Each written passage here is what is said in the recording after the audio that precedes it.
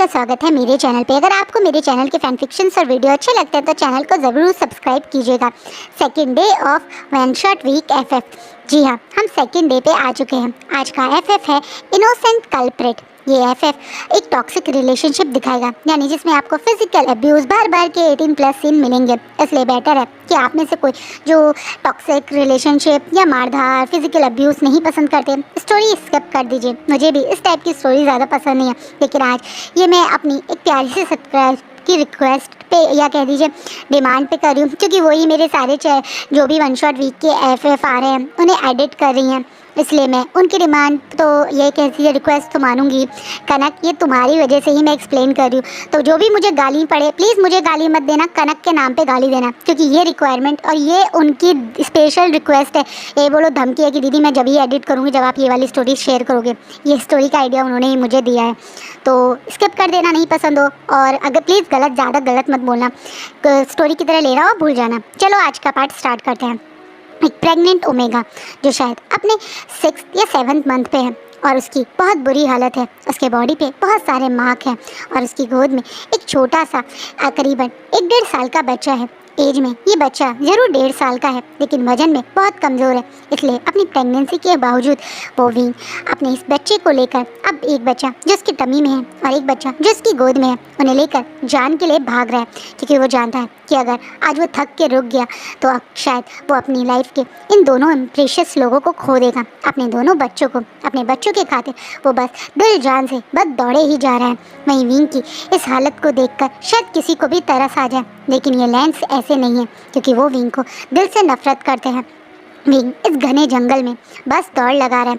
वो जानता है कि आज अगर उसे बचना है तो उसके पैरों को रुकना नहीं चाहिए। कहीं दूर जाकर विंग की बॉडी उसका साथ छोड़ देती है और विंग धड़ाम से नीचे की तरफ गिर जाता है। विंग जब गिरा था तभी उसने अपने दोनों हाथों से अपने बेबी को कवर किया था ताकि उसके बच्चे को चोट ना लगे। वहीं पास में बैठा हुआ वो 1.5 साल का बच्चा जो शायद मामा मामा के अलावा ज़्यादा कुछ बोल नहीं पाता, मामा मामा करके ज़ोर ज़ोर से रो रहा है।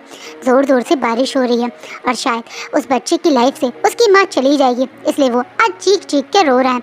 वैसे तो उस बच्चे को बिल्कुल रोना नहीं चाहिए, क्योंकि वो गार्ड्स जो विंग और उसे ढूंढ रहे हैं, अगर उन्होंने इसे ढूंढ लिया तो वो इन दोनों को मार देंगे। लेकिन ये बच्चा है, इसे क्या समझ कि इसे इस समय रोना नहीं बल्कि चुप होना चाहिए। पर शायद आज किस्मत इस बच्चे के साथ थी। तभी सामने से जो गाड़ी रुकी उसने दौड़ के विंग को गोदी में उठा लिया। वो कोई और नहीं बल्कि विंग की सीजे यानी यानली है। यानली विंग को ढूंढ रही थी। वो जानती थी कि विंग शायद आज जान बचाने के लिए भागेगा, जिसे शायद लैंस के अंदर से ही किसी ने खबर पहुंचाई थी और वो भी अपने भाई को ढूंढते हुए यहाँ पहुंच गई थी। कई सालों से वो विंग से नहीं मिली, लेकिन आज वो विंग को इस हालत में देखे बहुत अपसेट है। उसने अपनी गोदी में विंग का सर रखा हुआ है और विंग विंग करके उठा रही है। वहीं पास में बैठा वो बच्चा भी विंग को मम्मा मम्मा करके उठा रहा है, लेकिन शायद अभी विंग तो होश में नहीं आने वाला। वहीं यानली के पीछे उसका हस्बैंड वहाँ आता है। जिनजुशान तुरंत यानली को होश में लाता है और बोलता है, यानली रोने का टाइम नहीं है, जल्द से जल्द इन लोगों को गाड़ी में बैठाओ, इससे पहले यहाँ गार्ड पहुँचे, हमें इन्हें बचाना है, भूल गई हो क्या तुम। जिससे यानली अब अपने आंसू को पूछ के तुरंत उस छोटे से बच्चे को यानी उस 1.5 साल के आयुन को अपनी गोद में उठा लेती है। वहीं तुरंत जिनजुशान विंग को अपनी बाहों में उठा के जल्दी से गाड़ी के बैक सीट पर लिटा देता है। यानली भी बैक सीट पर बैठ के विंग के माथे को बार बार सहला रही है। वहीं जिनजुशान अपने फेस को गाड़ी में बैठते ही मास्क से कवर कर लेता है और एक मास्क यानली को भी पकड़ा देता है। ये लोग बहुत जल्दी से यहाँ से निकल जाते हैं। वो गार्ड जब तक वहाँ पहुँचते हैं तब तक यानली विंग और आयुन वहाँ से गायब हो जाते हैं। रास्ते में जिनजुशान गाड़ी ड्राइव कर रहा है और बहुत ज़्यादा परेशान है। वो यानली को बोल रहा है, यानली हमने ये कर तो दिया, हम विंग को अपने साथ तो लिया, लेकिन हम इसे कहाँ लेके जाएं? तुम अच्छे से जानते हो लैंस लाइकन है, पूरे के पूरे कल्टीवेशन वर्ल्ड में उनका रूल चलता है। ऐसा कोई होटल या हॉस्पिटल नहीं होगा जहाँ पे हम विंग को लेके जाएं और उन्हें ना पता चले। वो तुरंत पता कर लेंगे कि विभूषण किस हॉस्पिटल में है और फिर तुम और मैं भी एक बहुत बड़े खतरे में आ जाएंगे। तुम्हें पता है ना, हम छोटे से अपने बच्चे को घर पे छोड़ के आए हैं। अगर कुछ भी किसी को पता चला तो हम हमेशा के लिए अपने बच्चे को भी खतरे में डाल देंगे। मैं जानती हूँ आप मेरे लिए बहुत कुछ कर रहे हैं अल्फ़ा, लेकिन तुम भी ये समझो, हम विंग को इस तरीके से उन लैंस के हाथ में नहीं दे सकते। तो हम कहाँ लेके जाएं इसे? ये मर जाएगा यानली, इसकी हालत देखो, क्या हालत है इसकी। हम कहाँ लेके जाएं इसे। बेचारा जिंजूशान भी विंग के ऊपर तरस खाते हुए थोड़ा परेशान हो रहा है। उसके दिमाग में उसका बच्चा भी है, उसका प्यारा सा जीलिंग जिसे वो घर पे छोड़ के आया। जीलिंग भी 1 साल का छोटा सा बच्चा है जिसे वो अपनी मदर के पास छोड़ के आया।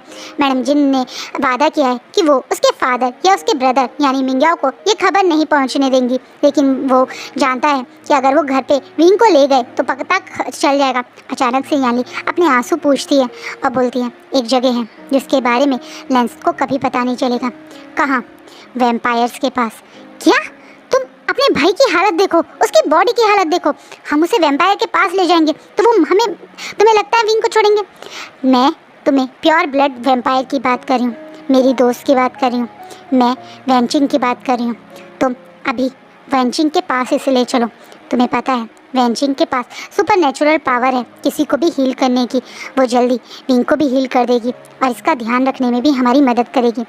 यहाँ तक कि वैनचिंग के बारे में बहुत कम लोग जानते हैं और लेंस भी सोच नहीं सकते कि विंग वैनचिंग के पास पहुँच सकता है। शायद यही सही रहेगा। ये बात सोचने के बाद जिंजूशान तुरंत अपनी गाड़ी वैनचिंग की साइड, वैनक्लेन की साइड मोड़ देता है।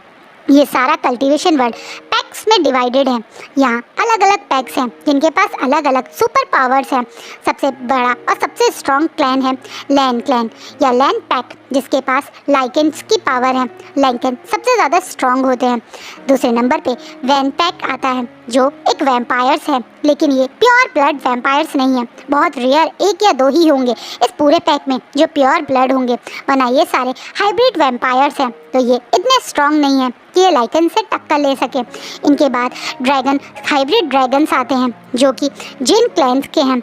उसके बाद हंटर क्लैन है जो कि जियांग्स और नी क्लैंस हैं। ये इन सारे क्लैंस और पैक्ट लाइकेंस को अंडर में हैं और मोस्ट पावरफुल हैं। आप वापस आते हैं स्टोरी पे। जब विंग वह याली के साथ वैनचिंग के घर पहुंचता है तो विंग की हालत देख के वैनचिंग भी पूरी शॉक है। वैनचिंग जानती है कि शायद विंग लेंस क्या वो स्लेव था जो उनके पास पिछले 1 साल से है। हाँ, 1 साल 1.5 साल से विंग वहाँ पर है, जिसके बारे में सारा कल्टीवेशन वर्ल्ड जानता है। लेकिन विंग के बारे में सब लोग यही सोचते हैं कि विंग एक बहुत बड़ा कल्प्रेट है, एक ऐसा कल्प्रेट जिसके कारण लेकिन के बड़ा बेटा एक डीप स्लीप में है, एक ऐसी स्लीप में जिससे वो कब उठेगा कोई नहीं जानता। कहा जाता है लाइकन को कोई और हार्म नहीं पहुंचा सकता, लेकिन लाइकन खुद के लिए बहुत बड़ा हार्म पहुंचा सकते हैं। खुद लाइकन अपनी पावर्स को लॉक कर दें तो उन्हें कोई भी जगा नहीं सकता, और ऐसा ही लान शिचैन ने किया है। लान शिचैन ने अपनी पावर को लॉक करके खुद को डीप स्लीप में पहुंचा दिया, और वो कब उठेंगे कोई नहीं जानता है। उन्होंने ऐसा वी वुशान के कारण किया है। वी वुशान ने उनकी पूरी लाइफ बर्बाद कर दी। उनकी वी वुशान के कारण उन्होंने अपने प्यार को खो दिया, अपनी लाइफ की सारी हैप्पीनेस को खो दिया। वी वुशान सब लोगों की नज़रों में एक ऐसा कल्प्रेट है जिसने लाइकन्स को चुनौती दी और जिसके कारण आज तक लाइकन उसे टॉर्चर कर रहे हैं। वहीं पता नहीं क्यों जब वैनचिंग विंग को देखती है, उसके इस इनोसेंट फेस को देखती है, तो उसे ये बातों पे यकीन नहीं होता। वो पहले विंग को ट्रीट करती है। वो विंग को ट्रीट करने से पहले कि वो लाइकन से पंगा ले रही है, कुछ गड़बड़ हो जाएगी, वो ऐसा नहीं सोचती। विंग उसके लिए एक पेशेंट है जो यहाँ पे है, और उसके अंदर एक इनोसेंट सोल है जिसने शायद कोई गलती नहीं की।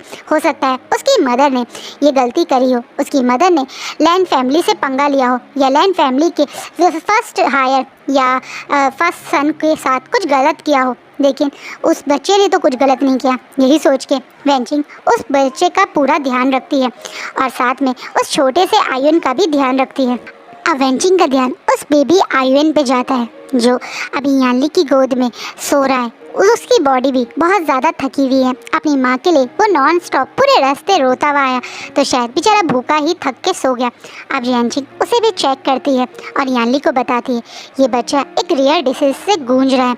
ये बच्चा एक लाइकन का बेबी है, लेकिन उसके बावजूद भी इसके अंदर बहुत ज़्यादा कमज़ोरी है। इसी के कारण शायद ये सरवाइव कर पाया है। तो वो है एक मदर फीड जो लगातार शायद इसको विंग देता होगा, लेकिन अब विंग उसे नहीं दे पा रहा है, इसलिए शायद इसकी बॉडी बहुत वीक है। वहीं याली जो खुद अभी मदर फीड करवाती है जिलिंग को, वो खुद उसे फीड करने की बात कहती है, जिसे वेंचिंग हाँ करके अग्री कर देती है। वहीं वेंचिंग अब आयुन के लिए भी एक स्पेशल मेडिसिन बनाती है उसकी इस रेयर डिसीज को दूर करने के लिए। कहीं ना कहीं वेंचिंग इन तीनों की ये हालत देख के मन में सोच रही है, माना कि विवुशान एक कल्प्रेट था, उसे सज़ा दे रहे थे लैंड वाले, लेकिन ये छोटा सा प्यारा सा आयुन कैसे कल्प्रेट था? ये तो एक मासूम सा बच्चा था, इसका ध्यान क्यों नहीं रखा लेंस ने? ये डिजीज बहुत रियर है, लेकिन ऐसा नहीं है जो लाइकन या लैंड वाले पैक वाले इसके लिए मेडिसिन नहीं ले सकते थे। वो कभी भी वेंस के पास आके मेडिसिन के लिए बोल सकते थे, लेकिन उन्होंने आयन को ऐसे ही छोड़ दिया। क्या वो आयन को जिंदा नहीं चाहते थे? क्योंकि अगर इस रफ्तार से आयन की तबीयत बिगड़ी होगी तो वो तो मर भी सकता होगा, लेकिन शायद विंग के प्यार या विंग के उसके प्रति एक अफेक्शन के कारण ही आयन आज सरवाइव कर पा रहा है। आयन अपनी मदर के कारण ही आज जिंदा है, ये बात वेंचिंग सोच रही है। वहीं याली जब अच्छे से आयन को फीड करवा के फ्री होके अब याली के पास आती है, वेंचिंग के पास आती है, तो बड़े प्यार से वेंचिंग का हाथ पकड़ के thank you Wenching, thank you so much, तुमने हमारी हेल्प की। अब मैंने जिन रुशान को यहाँ से भेज दिया है और मैं कुछ दिन तुम्हारे साथ रहूँगी यहाँ पे तुम सबकी मदद के लिए। जब तक विंग होश में नहीं आएगा मैं आयन को रेगुलर फीड करवा के उसका ध्यान रखूँगी, लेकिन तुम्हारा भी तो एक छोटा बेबी है, डोंट वरी, मेरा बेबी मेरी मदर इन लॉ के पास है जो उसे बहुत प्यार से संभालती हैं। वो कई बार जिलिंग उनके साथ कई दिन तक रह सकता है, इसलिए मैं जिलिंग के लिए वरी नहीं हूँ। मैं वरी हूँ तो अपने भाई और उसके बेबी के लिए। तुमने जैसे बताया कि आयुन के सर्वाइव करने के लिए उसे कंटिन्यू मदर फीड करवाना ज़रूरी है, इसलिए मैं उसके पास ही रहूँगी। तुम सचमुच में विंग को बहुत प्यार करती हो, शायद इसी कारण उसके लिए इतना बड़ा खतरा ले रही हो। तुम्हें अच्छे से पता है वैसे तो लाइकेंस वैम्पायर्स के विलन दुश्मनी है, हम दोनों पैक्स एक दूसरे के काम में इंटरफेयर नहीं करते, लेकिन तुम तो लेंस के बहुत क्लोज हो। जिंक्स लेंस की हर बात मानता है, तो जिन क्लैन अगर मुसीबत में आ सकता है जब उन्हें पता चले कि उनके फ्यूचर लूना यानी उनके फ्यूचर के पैक के लीडर जल्द ही उन्हीं के साथ मतलब एक तरीके से सबसे बड़े कल्प्रेट को ऐसे सपोर्ट कर रही है। मैं जानती हूँ इस समय पूरे कल्टीवेशन वर्ल्ड की नज़रों में विंग एक कल्प्रेट है, पर पता नहीं क्यों मेरा मन ये बात नहीं मानता। मेरा इनोसेंट भाई, मेरा इनोसेंट सोल मुझे नहीं लगता कि ऐसा कर सकता है। मैं आशन को बचपन से जानती हूँ और मेरा आशन ऐसा कभी नहीं कर सकता। वो किसी की लाइफ को इतनी बुरी तरह से तो बर्बाद नहीं कर सकता जैसा सब लोग कह रहे हैं। तो क्या सचमुच में विंग इनोसेंट है? ऐसा क्या किया है विंग ने जिसके कारण लेंस उसे इतनी नफरत करते हैं? चलिए जानते हैं। आज से करीबन 1.5 साल पहले मिस्टर लान शिचैन बहुत खुश थे, क्योंकि लान शिचैन की शादी उनके बचपन के प्यार, उनके सबसे करीबी, उनके सबसे खास याओ जो जिन क्लैन के पैक लीडर यानी जिन गौनशान का नाजायज़ बच्चा था, लेकिन उसके बावजूद भी वो बहुत स्पेशल था। वो बहुत ज़्यादा ब्यूटीफुल और अट्रैक्टिव था, दिमाग से भी वो काफ़ी इंटेलिजेंट था। वो बचपन से ही लैंड क्लैन में था और इसी कारण वो लान शिचैन के बहुत क्लोज था। लान शिचैन इस ओमेगा को बहुत प्यार करते थे और इन दोनों के रिलेशनशिप से किसी को कोई प्रॉब्लम नहीं थी, सब कुछ बहुत अच्छा चल रहा था। पर एक दिन लान शिचैन किसी काम के कारण दूसरे पैक में एक कॉन्फ्रेंस पे गए और जहाँ पे उनके ड्रिंक को किसी ने मतलब ड्रग मिला के उनके साथ नाइट स्पेंड कर ली। ये कोई और नहीं बल्कि सबकी नज़रों में विवुशान है। विवुशान ने लान शिचैन को फोर्सफुली अपने साथ सोने पे मजबूर किया। इन शॉर्ट उनके ड्रग्स में होने का फ़ायदा उठाया और उनका ऑलमोस्ट रेप ही कर लिया। उसके बाद वो प्रेग्नेंट होके अपनी रिपोर्ट्स लगातार मिंग्याओ को सेंड करता रहा और मिंग्याओ ने फर्स्ट्रेट होके शिचैन से अपने सारे रिश्ते तोड़ लिए, क्योंकि मिंग्याओ के अंदर एक प्रॉब्लम थी। मिंग्याओ शायद बेबीज़ को बर्थ नहीं दे सकता था। ओमेगा होने के बावजूद वो उसके प्रेग्नेंट होने के चांसेस बहुत कम थे। शायद इसी कारण शिचैन ने उसे चीट किया और वो एक दूसरे ओमेगा के साथ इंटीमेट हो गया, या ये कहते हैं उसके साथ बेबी प्लान कर लिया। ये सोच के मिंग्याओ ने शिचैन को हमेशा के लिए छोड़ दिया, जिसके बाद शिचैन महीनों तक मिंग्याओ के घर के पास आते थे, उसे रिक्वेस्ट करते थे, बोलते थे कि ये बात सच नहीं है, लेकिन मिंग्याओ जिसने लगातार विंग के मतलब एक तरीके से उनको पोक करने की वजह से बार बार अपने बच्चे की सोनोग्राफी रिपोर्ट्स भेज व्हाट्सएप पे विंग के नंबर से आते थे, जिसके कारण मिंग्याओ इतना फ्रस्ट्रेट हो गया कि उसने जाके नी मिंजो से शादी कर ली। नी मिंजे नी पैक के पैक लीडर थे और वो भी मिंग्याओ को बचपन से जानते थे। जैसे ही शिचेन ने मिंग्याओ और नी मिंजे की शादी की बात सुनी, उस दिन उन्होंने सुसाइड अटैम्प्ट किया। सुसाइड के बाद वो जिंदा बच तो गए, लेकिन उन्होंने फ्रस्ट्रेशन में खुद को ही अपनी सारी पावर्स को लॉक करके इस स्टेज पे पहुंचा दिया और वो अब तक सर्वाइव भी कर पा रहे हैं। उसका कारण है उनके भाई लांग वांग जी का कंटिन्यूसली उन्हें अपनी स्पिरिचुअल पावर देना। कहीं ना कहीं वो कब का मर चुके थे, लेकिन लगातार उनकी फैमिली उन्हें ये पावर दे रही है ताकि वो जिंदा होकर खुद विंग को पनिशमेंट दे। विंग ने एक हैप्पी कपल्स की लाइफ को बर्बाद कर दिया। एक पर्सन को इतने ब्रूटली टॉर्चर किया कि उसने सुसाइड करने का अटैम्प्ट किया। ये जानने के बाद सब लोग विंग से नफरत करते हैं और ख़ासकर लांग वांग जी एंड लैन क्लैन में इस समय 3 सबसे ज़्यादा पावरफुल मेंबर्स हैं। सबसे पहले तो हैं मिस्टर लैन, जो इस समय लैन के पैक लीडर हैं।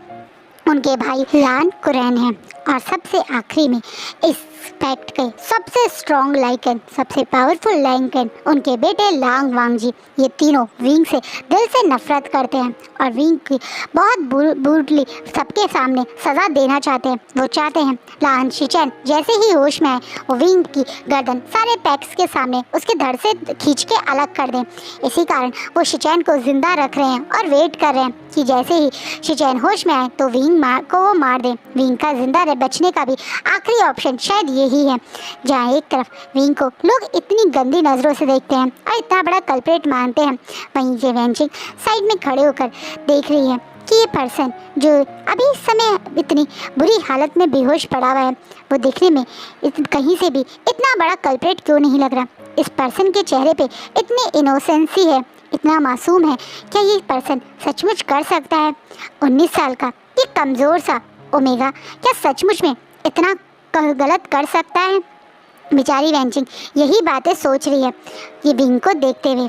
वहीं विंग जो लाइफलेस बॉडी की तरह पड़ा हुआ है, लेकिन उसके आसपास वो इस स्टेज में भी एक सपना देख रहा है। एक सपना जहाँ वो अपनी फैमिली के साथ है, जहाँ उसके मदर और फादर जिंदा हैं, जो बड़े प्यार से विंग के सर पे हाथ फैला रहे हैं। उसकी गोदी में एक छोटा सा बेबी है और पास में उनका लिटिल आइवन खेल रहा है, जिसे उसके फादर खिला रहे हैं।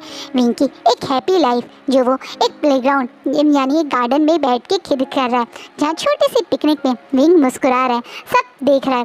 तभी उसके इस गार्डन में एक हवाएं चलने लगती हैं चारों तरफ से, जैसे एक ब्लैक स्नो विंग को घेर लेती है। धीरे धीरे उस ब्लैक स्नो में सब गायब होने लगा है। उसके मदर और फादर गायब हो गए, उसका आयन गायब हो गया, उसकी गोद से वो छोटा सा बेबी गायब हो गया और विंग डरा हुआ इधर उधर देख रहा है। जब उस स्नो के अंदर से एक पर्सन बाहर आता है, ये कोई और नहीं बल्कि लांग वांग जी है।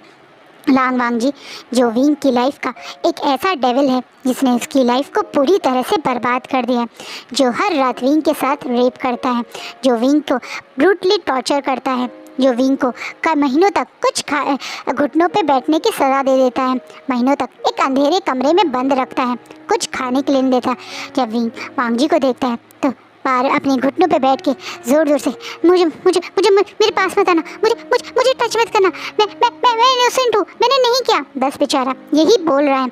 लेकिन शायद इस पर्सन को पता नहीं चलता वहीं विंग जो ड्रीम में था अब वो रियल में भी उस बेड पे पड़े हुए बस मैं इनोसेंट हूँ, मुझे छोड़ दो, नो नहीं नहीं नहीं नहीं, बस ऐसे करके डर रहा है। विंग को एक पैनिक अटैक आ रहा है, जिसे देख कर वेंचिंग विंग को जल्दी से इंजेक्शन दे देती है। इंजेक्शन देने के करीबन 10 मिनट तक भी विंग ऐसे ही चीखता चिल्लाता रहता है, मेरी कोई गलती नहीं है, मेरी कोई गलती नहीं है, मुझे माफ़ कर दो, मैंने कुछ नहीं किया, मैं इनोसेंट हूँ, बस यही बोलता रहता है। वहीं पास में अब याली विंग के बिल्कुल पास बैठ गई है। वो घुटनों के बल बैठ के अब रो रही है और उसके हाथों में विंग के हाथ हैं। बेड के पास घुटनों के बल बैठ के याली विंग के फेस को देखकर ज़ोर ज़ोर से रो रही है। विंग जब पूरी तरह से शांत हो जाता है तो याली रोते हुए बोलती है, आशियन आशियन आँख खोलो, ये तुम्हारी सीजे है, देखो तुम्हारी सीजे है। काश तुम्हारी सीजे इतनी बहादुर होती कि मेरे आशियन को बचा लेती। काश काश मैं इतनी बहादुर होती। काश काश मैं कहीं अपनी मदर के सामने स्टैंड लेने की हिम्मत करती। काश शादी के बाद मैं तुम कहाँ हो, कैसे हो जान पाती। काश काश मेरे फादर अब इस दुनिया में होते। काश 5 साल पहले वो सब नहीं होता। काश ये सब कुछ ऐसा नहीं होता। याली रोते हुए बस मन में यही विश कर रही है। आज से करीबन 3 साल पहले उसकी शादी हुई थी, जब उसने लास्ट टाइम विंग को देखा था। विंग तब 16 साल का था और बहुत ज़्यादा इनोसेंट था। विंग को उस समय लास्ट टाइम ही याली ने देखा था, क्योंकि उसके बाद तो विंग की उसकी शादी हो गई और नेक्स्ट टाइम जब वो अपने घर गई तो उसे ये बता दिया गया कि विंग वहाँ से चला गया है, विंग वहाँ से कहीं भाग गया है। विंग के भागने का कारण उसे बाद में पता चला और जिसे जानने के बाद उसे बहुत दुख हुआ। कारण था उसी के फादर इन लॉ की विंग के उसकी शादी के समय गलत नज़र पड़ जाना, जिसके कारण उसकी मदर विंग को जिन क्लैन भेजना चाह रही थी, जिसके बारे में विंग को पता चल जाता है। 16 साल का इनोसेंट था विंग, उसी दिन अपना घर छोड़ के कहीं भाग जाता है। उसके बाद विंग कहाँ था, किस हालत में था, याली को नहीं पता।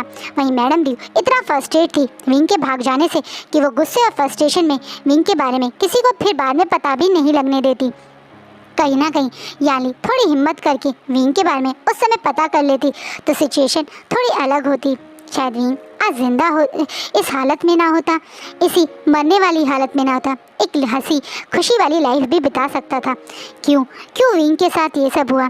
क्या विंग इस परिस्थिति में था कि उसने इतना बड़ा कदम उठा लिया? उसने इतना बड़ा कदम उठा के किसी और की लाइफ बर्बाद करने के बारे में सोचा? याली यही बातें सोच रही हैं। कोई नहीं जानता विंग के बारे में जो उसने उन 3 सालों में बिताया है। पर क्या सचमुच में विंग ने इतनी बड़ी काम करने के बारे में सोचा? क्या था रीज़न जो विंग इतने बड़े लैंड क्लैन के लैंड क्लैन के साजिश में फंस गया, या ये कह दे लैंड क्लैन के टॉर्चर में फंस गया? वहीं दूसरी तरफ लैंड क्लैन में दूसरा हाल है। लैंड क्लैन के वो गार्ड्स वापस आके अब विंग के एक खून से भरी हुई जैकेट को लेकर लांग वांग जी और लान कुरैन के सामने आते हैं, जहाँ पे पीछे खड़े मैडम लैन और मतलब मिस्टर लैन देख रहे हैं कि कैसे ये गार्ड आके अब सबके सामने इन्फॉर्म करते हैं कि वी वुशान मर गया है।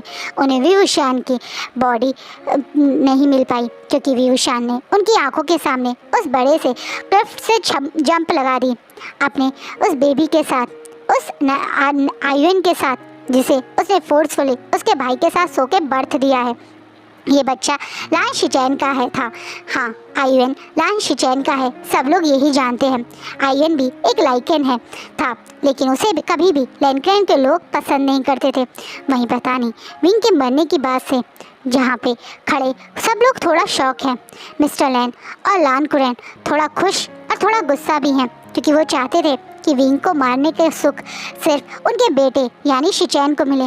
वहीं वांग जी को विंग की ये जैकेट देखकर पता नहीं क्यों अजीब सा दिल में पेन होता है। वो थोड़ा कांपते हुए हाथों से वो जैकेट लेके वहाँ से चला जाता है। वहीं मैडम लैन ये बात सुन के अपने घुटनों पे बैठ जाती हैं और ज़ोर ज़ोर से रोने लगती हैं, जिससे मिस्टर लैन गुस्सा करते बोलते हैं, तुम रो क्यों रही हो? क्या तुम उस बच्चे की वजह से रो रही हो? तो भूल जाओ, वो बच्चा उस कल्प्रेट वी वुशान का था, उस ओमेगा का था जिसने हमारे बच्चे को इस स्टेज में गाड़ दिया। पर वो हमारे शिचैन का बच्चा था, वो कैसे बढ़ सकता है? ये मत सोचो वो शिचैन का बच्चा था, ये सोचो वो किसकी निशानी था। हमारे शिचैन के साथ इस ओमेगा ने फोर्सफुली इनडायरेक्टली उसका रेप करके वो बच्चे को बर्थ दिया था। अच्छा हुआ वो बच्चा भी मर गया, क्योंकि उस बच्चे को देख के मुझे मेरे शिचैन की हालत पे और ज़्यादा गुस्सा आता था। उसके मरने से आज जाके शायद मेरे शिचैन को थोड़ी शांति मिले। अचानक से मिस्टर लैन ये बोल के चले जाती हैं, पर मैडम लैन इस चीज़ को बर्दाश्त नहीं कर पाती हैं। वो रोते हुए वहाँ से उठ के अब उस रूम में जाती हैं। जहाँ पे विंग और उसका छोटा सा आयुन रहता था। ये बड़े से लैंड मेंशन के पीछे कोने में बना हुआ एक छोटा सा स्टोर रूम है, जहाँ नीचे एक गद्दा पड़ा हुआ है। साइड में कुछ पानी के लिए एक बड़ा सा बर्तन है, जिसमें शायद विंग अपने लिए पानी रखता होगा। थोड़े से आयुन के टॉयज हैं जो इधर उधर डले हुए हैं, और सामने एक छोटी सी कबर्ड जिसमें शायद विंग और आयुन का सामान था। मैडम लैन अब उस कबर्ड को खोलती हैं और अब उसमें से आयुन का एक कपड़ा उठा के अपने सीने से लगा के ज़ोर ज़ोर से रोने लगती हैं, और मन में सोच रही हैं क्या उन्होंने गलती करी। उन्होंने विंग को इस मेंशन से बाहर भेजकर कहीं गलती तो नहीं कर दी। हाँ, वो मैडम लैन थी जिन्होंने यानली को फ़ोन किया था, क्योंकि वो चाहती थी विंग यहाँ से चला जाए। पता नहीं क्यों मैडम लैन भी ये मान नहीं पाती थी कि विंग इतना ज़्यादा कल्प्रेट है। उन्होंने विंग के यहाँ 1-1.5 साल देखा है कि वो कैसे रहता था। वो कभी भी किसी चींटी को भी नहीं मारता था, वो सारा पेन खुद ले लेता था, लेकिन जब भी आयन के सामने होता था तो मुस्कुरा के आता रहता था। उसके शरीर की वो चोट, वो दर्द उसकी आंखों में नहीं दिखता था, क्योंकि उसकी आंखों में हमेशा एक इनोसेंसी दिखती थी। क्या कुछ गलत हो रहा है? क्या इन लोगों ने कुछ ऐसा कर दिया एक इनोसेंट सोल के साथ जो वो उन्हें नहीं करना चाहिए था? मैडम लैन यही बात सोच रही हैं, और सबसे ज़्यादा तो उन्हें आयन की याद आ रही है। वो आयन जिसे ज़िंदा रखने के लिए मैडम लैन और विंग ने कितने एफर्ट डाले थे। वो आयन जिसे ज़िंदा रखने के लिए विंग ने वो सब किया था। क्या वो भी आयन भी अब इस दुनिया से चला गया? क्या सचमुच में विंग और आयन इस तरीके से सबके को अलविदा कर चुके हैं? मैडम लैन यही सोच के रो रही हैं। वहीं विंग की मौत की खबर एक जगह और पहुंचती है, और वहां इस बात पे एकदम से खुशी और एक्साइटमेंट में एक शैंपेन खुलती है, और उसके बाद 2 ग्लास उस शैंपेन में भर के चीयर्स करके बैठे हैं। और इस एक पर्सन स्माइल करता हुआ कहता है, वाओ मदर, ये तो हमने कभी सोचा ही नहीं था, ये तो सबसे बेस्ट हुआ। वो विवशान मर गया, और सबसे अच्छी बात वो आयुन मर गया। मेरी लाइफ का वो सबसे बड़ा थ्रेट अब इस दुनिया में नहीं है। मैं इस चीज़ से बहुत खुश हूँ। अब बहुत जल्दी मुझे लांग वांग जी को अपने कंट्रोल में करना है। मदर, अब हम लांग वांग जी को कैसे मनाएंगे? अब आपको और मुझे फोकस करना है लांग वांग जी पे। इस बात पे स्माइल करते हुए अब वो लेडी उस ग्लास को खाली करती है और स्माइल करती है। शाबाश आचे, तुम बहुत समझदार हो। सचमुच में तुम मेरे ही बेटे हो। तुमने बिल्कुल सही कहा। अब हमें सेलिब्रेशन के साथ साथ इस चीज़ पे भी ध्यान रखना है। तुम्हारी और मेरी लाइफ का वो कांटा हमारी ज़िंदगी से निकल गया। वो विभूषण अब इस दुनिया में नहीं रहा। अब हमारे लिए कोई खतरा नहीं है। हमें जल्द से जल्द लांग वांग जी को तुम्हारे साथ कर्ज करना है। क्या हम फिर से वही करें? क्या फिर से हम दोबारा से ड्रग्स दे के वांग जी के साथ मुझे इंटीमेट करवा दें? उसके बाद वांग जी को रिस्पॉन्सिबिलिटी लेनी पड़ेगी। इस बात पे अब मैडम गुस्से में झंचा के गाल पे थप्पड़ जड़ा देती हैं और गुस्से में बोलती हैं, जान चैन, तुम्हारा दिमाग घुटनों में है क्या? अगर तुम फिर से वही करोगे तो कम लांग वांग जी को शक हो जाएगा। तो अगर वैसे ही सब कुछ दोबारा से होगा तो उसे शक हो जाएगा। हम ऐसा नहीं करेंगे, बल्कि इस बार हम लांग वांग जी नहीं, उसके परिवार को फोकस करेंगे। अब मिस्टर लैन और लैन क्रेन को हमें पूरी तरह से अपने कंट्रोल में लेने लाए हैं, ताकि हम उनके थ्रू लांग वांग जी को सिर्फ तुम्हें शादी करने पे मजबूर कर दें। मदर, आप ये करोगे कैसे?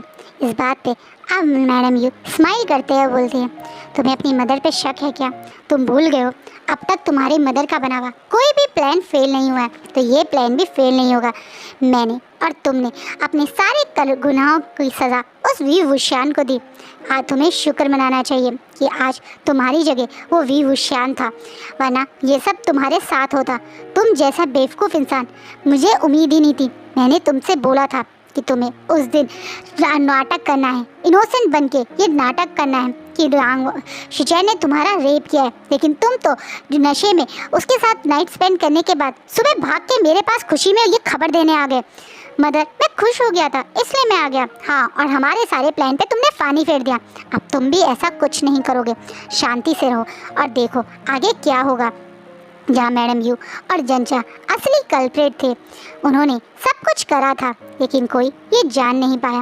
वहीं विंग को याद करते हुए अब वांग जी उस जैकेट को लेके बैठा हुआ है और उंगलियों से उस जैकेट पे हाथ फिरा रहा है। क्यों मुझे इतना पेन हो रहा है? मुझे तो खुश होना चाहिए जिसकी वजह से मेरे गगा इस स्टेज पे हैं। उस इंसान को फाइनली सज़ा मिल गई, अब वो इस दुनिया से चला गया।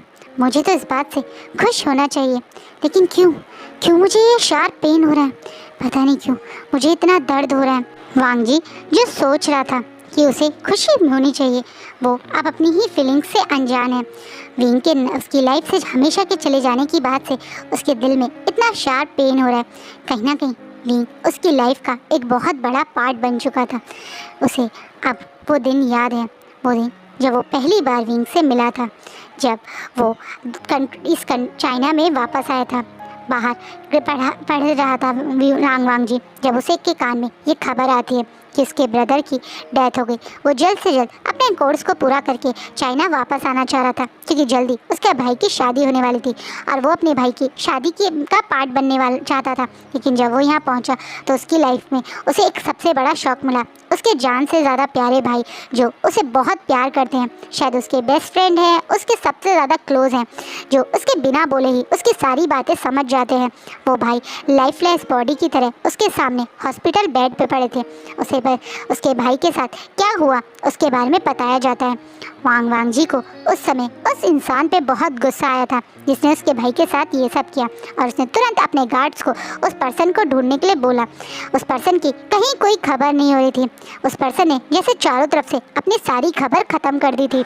होटल की सीसीटीवी फुटेज गायब थी। जिस पर्सन ने ये ड्रग्स दिया था उस वेटर की डेथ हो गई थी। इन शॉर्ट वो नंबर्स जिनसे शिचैन या मिंग्याओ को मैसेज आ रहे थे, वो नंबर जिस नंबर पर्सन के नाम पर रजिस्टर्ड था, वो पर्सन आज से 5 साल पहले ऑलरेडी मर चुका था। इन शॉर्ट कहीं से भी कोई खबर नहीं थी, जैसे वो पर्सन को ढूंढना नामुमकिन था। लेकिन ये लांग वांग जी था, वो उस पर्सन को कैसे माफ़ कर सकता है। इसलिए लांग वांग जी ने पता किया कि वो पर्सन जिस टाइम ये मतलब एक तरीके से जब प्रेग्नेंट हुआ है तो उसकी कहीं ना कहीं डिलीवरी हुई होगी, तो उसने अपने चारों तरफ सारे पैक्स में हॉस्पिटल्स को अपने कंट्रोल में ले लिया था कि जैसे ही कोई लाइकन बेबी बॉर्न हो उसकी खबर सबसे पहले वांग जी तक पहुंचाई है, और उसे वो पहली लीड मिल जाती है जब उसे जियांग्स क्लैन के छोटे से हॉस्पिटल से खबर मिलती है कि एक लाइकन बेबी का बर्थ हुआ है। जब वांग जी वहाँ पहुँचा था तब उधर उसे सिर्फ वो बेबी मिला था। उस पर्सन ने बेबी को बर्थ देकर उसे ऐसे ही हॉस्पिटल में छोड़ के कहीं चला गया था। छोटे से बेबी आयन को लेके वांग जी घर आया था और तुरंत उसका डीएनए टेस्ट हुआ था, और ये बात भी प्रूव हो गई थी कि ये शिचैन का ही बेबी है। और उसके तुरंत बाद वांग जी ने उस हॉस्पिटल के हर एक पर्सन का जीना मुश्किल कर दिया था। आखिरी में उन्हें वो सबूत मिल गया। हॉस्पिटल में उस पर्सन का नाम मिला और पहली बार वांग जी ने वो नाम पढ़ा था, वी वुशियान। इस पर्सन की मदर का नाम था, इस बेबी की मदर का नाम था वी वुशियान। और उसी समय वी वुशियान की हिस्ट्री निकाली गई। पता चला वी वुशियान अलिंग शहर के अंदर एक कैफ़े में एज अ वेटर जॉब करता था। वो कभी कभी बिग पार्टीज और कॉन्फ्रेंस में जाके एज अ वेटर भी काम करता है। वांग जी को यकीन हो गया कि यही पर्सन था जो उसकी भाई की लाइफ का रीज़न था। उसने पहली बार उन सब लोगों को लेकर वो उस कैफ़े पहुंच गया था जिसे एक बुजुर्ग फैमिली चलाती थी, जो उसमें एक बुजुर्ग अंकल जिनका नाम अंकल फोर था। वो अपने कैफ़े के चारों तरफ इतने सारे गार्ड्स को देख के थोड़ा घबरा जाते हैं, और जैसे ही वांग जी वहाँ पहुँचता है तो बड़े स्टाइल से उस कैफ़े के एक क्या कहते हैं ना कस्टमर बन के बैठ जाता है और तुरंत कॉफ़ी का ऑर्डर देता है। उसे पता था कि इस कैफ़े में सिर्फ एक ही वेटर है और वो है वी वुशियान। वांग जी ने पहली बार वी वुशियान को तभी देखा था जब वी वुशियान अपने हाथ में एक कॉफ़ी लेकर उसके सामने आया था। काउंटर से लेकर वांग जी के पास तक आते हुए वी वुशियान के चेहरे पे एक स्माइल थी, जिस स्माइल को देखकर पता नहीं क्यों वांग जी को पहली बार ही ये पर्सन बहुत अलग लगा था। क्या यही कारण था कि इसके ब्रदर ने भी इसके साथ नाइट स्पेंड कर ली? क्योंकि ये पर्सन सचमुच में बहुत ज़्यादा अट्रैक्टिव है। इसकी ये शाइनी आँखें और ये लिप्स जिन पे वो स्माइल रख के वांग जी को कॉफ़ी सर्व कर रहा था, और वहाँ पे एंजॉय योर कॉफ़ी बोल के मुड़ के जाने ही वाला था, लेकिन वांग जी उसका कस के हाथ पकड़ लेते हैं, जिसे विंग अब डर के वांग जी की तरफ देखने लगता है। वांग जी इन आँखों में डर देखकर पता नहीं क्यों खुश ना होकर उसी समय थोड़ा सा अपसेट हुआ था, लेकिन जैसे ही उसकी आंखों में उसके भाई का फेस आया, उसके भाई का वो इमेज आया जो वो इस समय हॉस्पिटल में है, ये देखकर कहीं ना कहीं वांग जी अपना एक तरह से गुस्से पे कंट्रोल नहीं रख पाता और विंग को खींच के वहाँ से ले जाने लगता है, जिसे आगे आके मैडम अंकल फोर और वो ओल्ड लेडी रोकने की कोशिश करते हैं, जिसे विंग ग्रैंडमा करके आवाज़ लगा रहा था, जिसे देख के ही विंग के सामने ही तुरंत वांग जी के गार्ड्स उन दोनों के सर पे गन रख देते हैं और विंग को इशारा करते हैं कि चुपचाप फॉलो करने के लिए। विंग नहीं जानता था ये पर्सन कौन है। विंग ने इस अल्फ़ा को पहली बार देखा था। इस लाइकेन अल्फ़ा के बारे में विंग को कोई आइडिया नहीं था। वहीं इस लाइकेन के दिमाग में तो क्या था, अगर विंग जान जाए तो शायद वो उसी समय वहाँ से दौड़ लेता, मरना पसंद करता, लेकिन उस हेल में जाना पसंद नहीं करता। जब वांग जी विंग को लेके लैंड मैंशन आया था, विंग चारों तरफ देख के पूरी तरह से शॉक था, जब अचानक से उसके गाल पे एक जोरदार थप्पड़ लगता है और ये मारने वाला कोई और नहीं बल्कि मिस्टर लैन थे, जो गुस्से में विंग को कॉलर से पकड़ के खड़ा करते हैं। अब बोलते हैं, तुम आखिरकार हमें तो मिल गए, तुम्हारी वजह से मेरा बेटा उस नर्क में है और तुमने मेरे बेटे के साथ जो किया है उसके बाद तुम फ्री घूम रहे थे। तुम्हें क्या लगा था वी वुशान, तुम हम सबसे तेज़ हो, तुम हमारी फैमिली से ज़्यादा बड़े हो। तुम भूल गए थे जिससे तुमने टक्कर ली है, वो लैन फैमिली है, लाइकेन फैमिली, जो इस पूरे कल्टीवेशन वर्ल्ड को रूल करती है। हमसे बच के कहाँ जाते तुम। वहीं भी अब कंफ्यूजिंगली सबकी तरफ देख रहा है, क्योंकि उसे कुछ पता ही नहीं कि यहाँ हो क्या रहा है। क्या वो सचमुच जानता है यहाँ क्या हो रहा है? नहीं, विंग को कोई आइडिया नहीं। विंग तो हर बार की तरह वापस अपने कैफ़े में अपने अंकल और अपने ग्रैंडमा के साथ आराम से कैफ़े संभाल रहा था। विंग की लाइफ कभी हैप्पीनेस से भरी भी नहीं थी। कम उम्र में उसके फादर की डेथ हो गई और उसके बाद जियांग क्लैन के पैक लीडर ने उसे अपने अंडर ले लिया। शुरुआत में तो लाइफ हार्ड थी, लेकिन फिर भी ठीक था, क्योंकि जैन फैमिलियाँ बहुत ज़्यादा विंग का ध्यान रखते थे। यानी सीजे भी उसे बहुत प्यार करती थी, लेकिन कुछ टाइम बाद एक नाइट हंट के दौरान अंकल फैमिया की डेथ हो गई और उसके बाद मैडम यू और जनचा ने उसकी लाइफ हेल बना रखी थी। वो वहाँ पे सर्वेंट था, जिसे आए दूसरे दिन बिना बात के पिटाई होती थी। उसकी पढ़ाई भी बंद कर दी गई थी। विंग फिर भी वहाँ रह रहा था, क्योंकि उसके पास एक छत था, खाने के लिए खाना मिल जाता था। लेकिन जब उसकी सीजे की शादी के तुरंत बाद उसे पता चलता है कि मैडम यू उसे उस जियांग क्लैन के बूढ़े से अंकल के हाथ में बेच रही है, तो 16 साल का विंग उसी रात में हमेशा के लिए जियांग क्लैन को छोड़ के भाग गया था और ईलिंग शहर में आराम से अपनी लाइफ बिता रहा था। वो सबसे छुप के उस ईलिंग शहर के कैफ़े में पहली बार पहुंचा था। कुछ पैसे लेके वो वहाँ सिर्फ खाने के लिए पहुंचा था। वो भूखा था, लेकिन पैसे कम थे, इसलिए बेचारे ने एक छोटे से मफ़िन को ऑर्डर किया था। वहीं उस मफ़िन को जिस रफ्तार से विंग ने खाया, उसे देख के ग्रैनी समझ गई थी कि विंग बहुत भूखा है और कहीं से डर के भाग कर आया है। विंग के वो कपड़े और वो छोटा सा बैग जिसे लेकर विंग उस कैफ़े में पहुंचा था, ग्रैनी वैन समझ गई। इसलिए प्यार से ग्रैनी वैन ने विंग को भर पेट खाना खिलाया और कुछ टाइम बाद विंग से उसके बारे में बताया। विंग, जिसने शायद बहुत टाइम बाद किसी के प्यार को महसूस किया था, वो रोते हुए ग्रैनी वैन के सामने सच बता देता है, जिसके बाद से ग्रैनी वैन और अंकल फोर के साथ वो वहाँ पे रह रहा था। अंकल फोर और ग्रैनी वैन के साथ रह के विंग उनका कैफ़े का बहुत ध्यान रखता था। वो दोनों एजेड थे और उनके कैफ़े में लोग बहुत आते थे। पुराना कैफ़े था जिसको वो संभाल नहीं पाते थे, लेकिन विंग की वजह से दोबारा से उनका बिजनेस अच्छा चलता था। वो पूरा दिन काम करके अच्छी लाइफ स्पेंड करते थे। विंग भी एक हैप्पी लाइफ बिताता था। पूरा दिन वो अलग अलग लोगों से मिलता था, सब लोग उसे पसंद भी करते थे। विंग को ग्रैनी वैन और अंकल फोर के साथ अच्छा भी लगता था, एक हैप्पी वाली लाइफ बिता रहा था, जब उसकी लाइफ अपसाइड डाउन हो गई और उसे यहाँ लाके पटक दिया गया। विंग इसी कंफ्यूजन में इधर उधर देख रहा था, समझने की कोशिश कर रहा था कि उसकी सराउंडिंग में क्या हो रही है। तभी अचानक से अब उसे कुछ गार्ड पीछे से पकड़ के सीधा खड़ा कर देते हैं, जिसे भी घबराते बोलते हैं, मैंने क्या किया है? मैं किसी लाइकेन को नहीं जानता, मैंने कभी किसी लाइकेन के बारे में कुछ नहीं सुना, मेरे कैफ़े में भी कभी कोई लाइकेन नहीं आया, मैंने कुछ गलत किया है क्या मुझसे कोई गलती हो गई? प्लीज़ मुझे माफ़ कर दीजिए, अगर मुझसे कोई गलती हुई है प्लीज़ मुझे बताइए मुझसे क्या हुआ है। बेचारा विंग डरते हुए घबराते हुए सबसे पूछ रहा है, जिस पे अब दोबारा से उसके गाल पे एक और ज़ोरदार थप्पड़ पड़ता है। यार इस बार ये मानने वाले कोई और नहीं बल्कि लैन कुरैन थे, जो गुस्से में बोलते हैं, हमारी फैमिली को बर्बाद करके हमारी हैप्पीनेस को हमेशा के लिए हमसे छीनने के बाद तुम पूछते हो तुमसे गलती हो गई।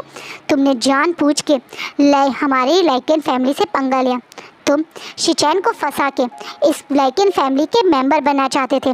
तुम गरीब छोटे ओमेगा सोच रहे थे कि तुम शिचैन को फंसा लोगे और इस बेबी के नाम से हमारी लाइफ में घुस के एक रॉयल फैमिली की लाइफ जियोगे, जो उसी के कारण तुमने ये सब किया और अब तुम इनोसेंट बन रहे हो। तुम कहीं से इनोसेंट नहीं हो बल्कि कल्प्रेट हो। लांग वांग जी, जिस बात पे वांग जी जो साइड में खड़ा था वो तुरंत अपने अंकल के पास आ जाता है। अब कुरैन बोलते हैं, इस इंसान को मारो और जब तक ये अपनी गलती ना कबूल करे रुकना नहीं। मैं चाहता हूँ इसकी चीखें और दर्द इस पूरे मेंशन में घुसे ताकि हमें सुकून मिले। ये बोलने के बाद लांग वांग जी विंग को बालों से खींचता हुआ उस टॉर्चर रूम में ले जाता है, जहाँ विंग को क्यों ले जाया जा रहा है विंग को कोई पता नहीं है, विंग को कोई आइडिया नहीं है। विंग को नॉन स्टॉप 3-4 दिन तक लगातार टॉर्चर किया जाता है।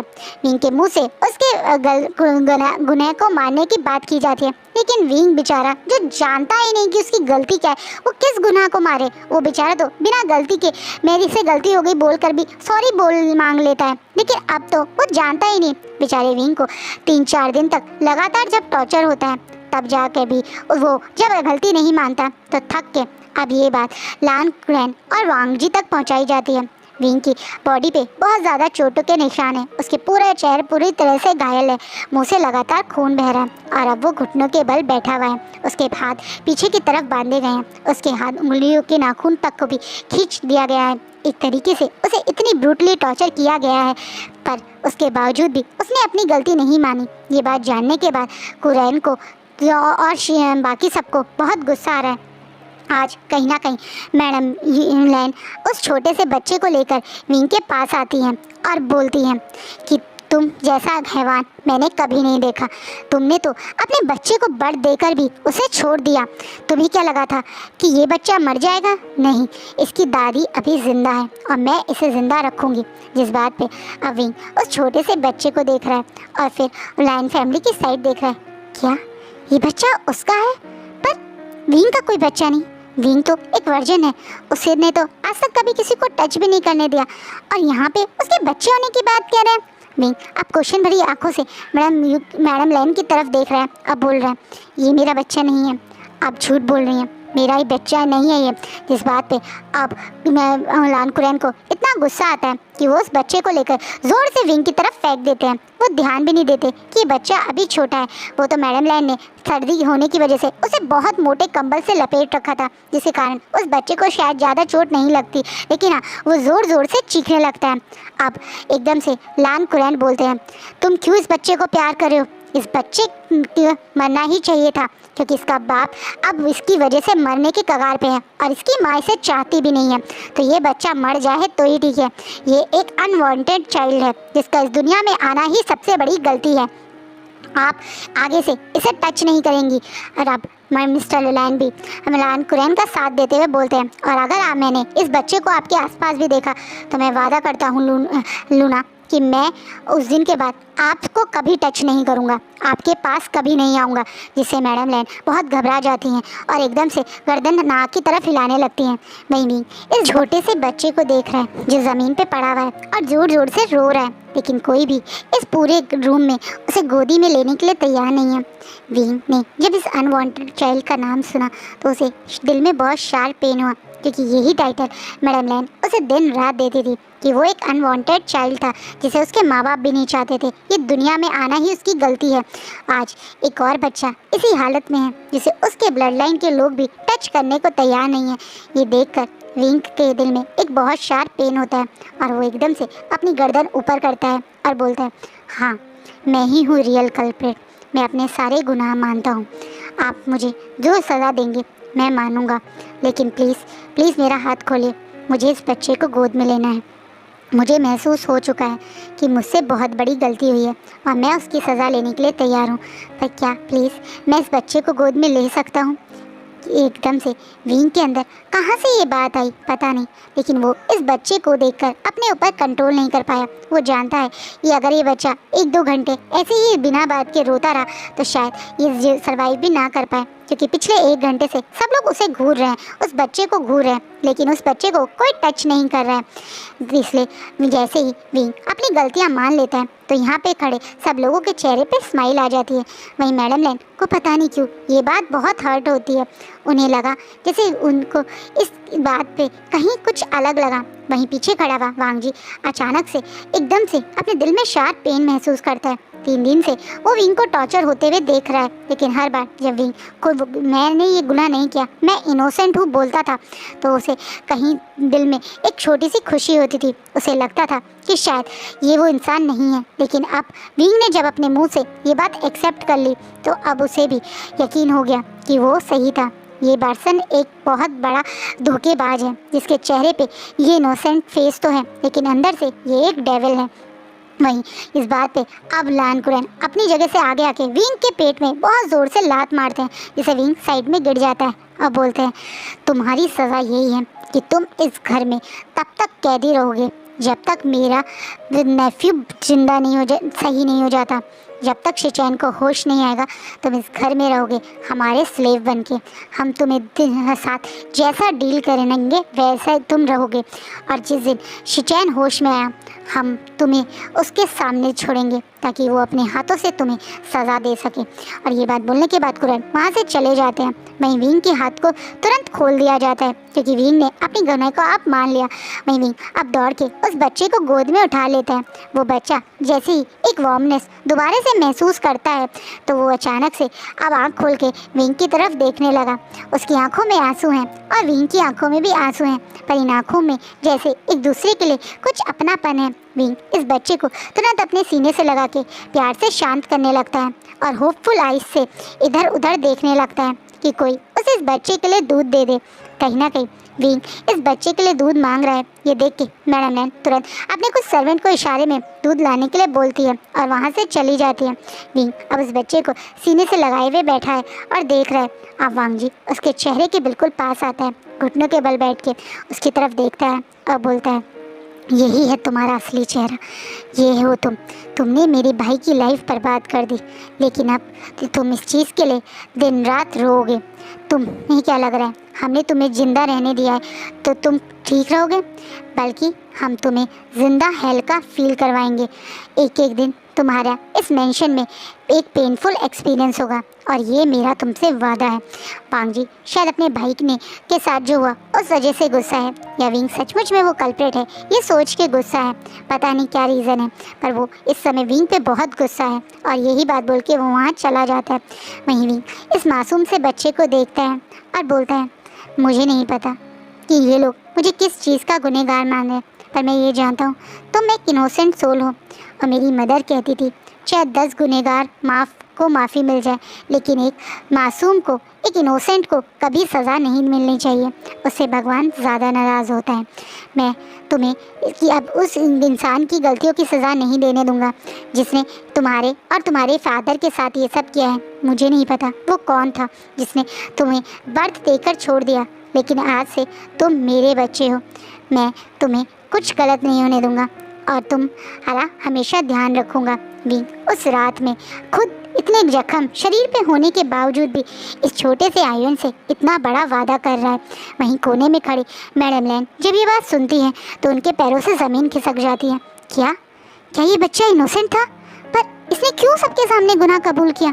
क्या सब लोग मिलके एक गलत इंसान को सज़ा दे रहे हैं?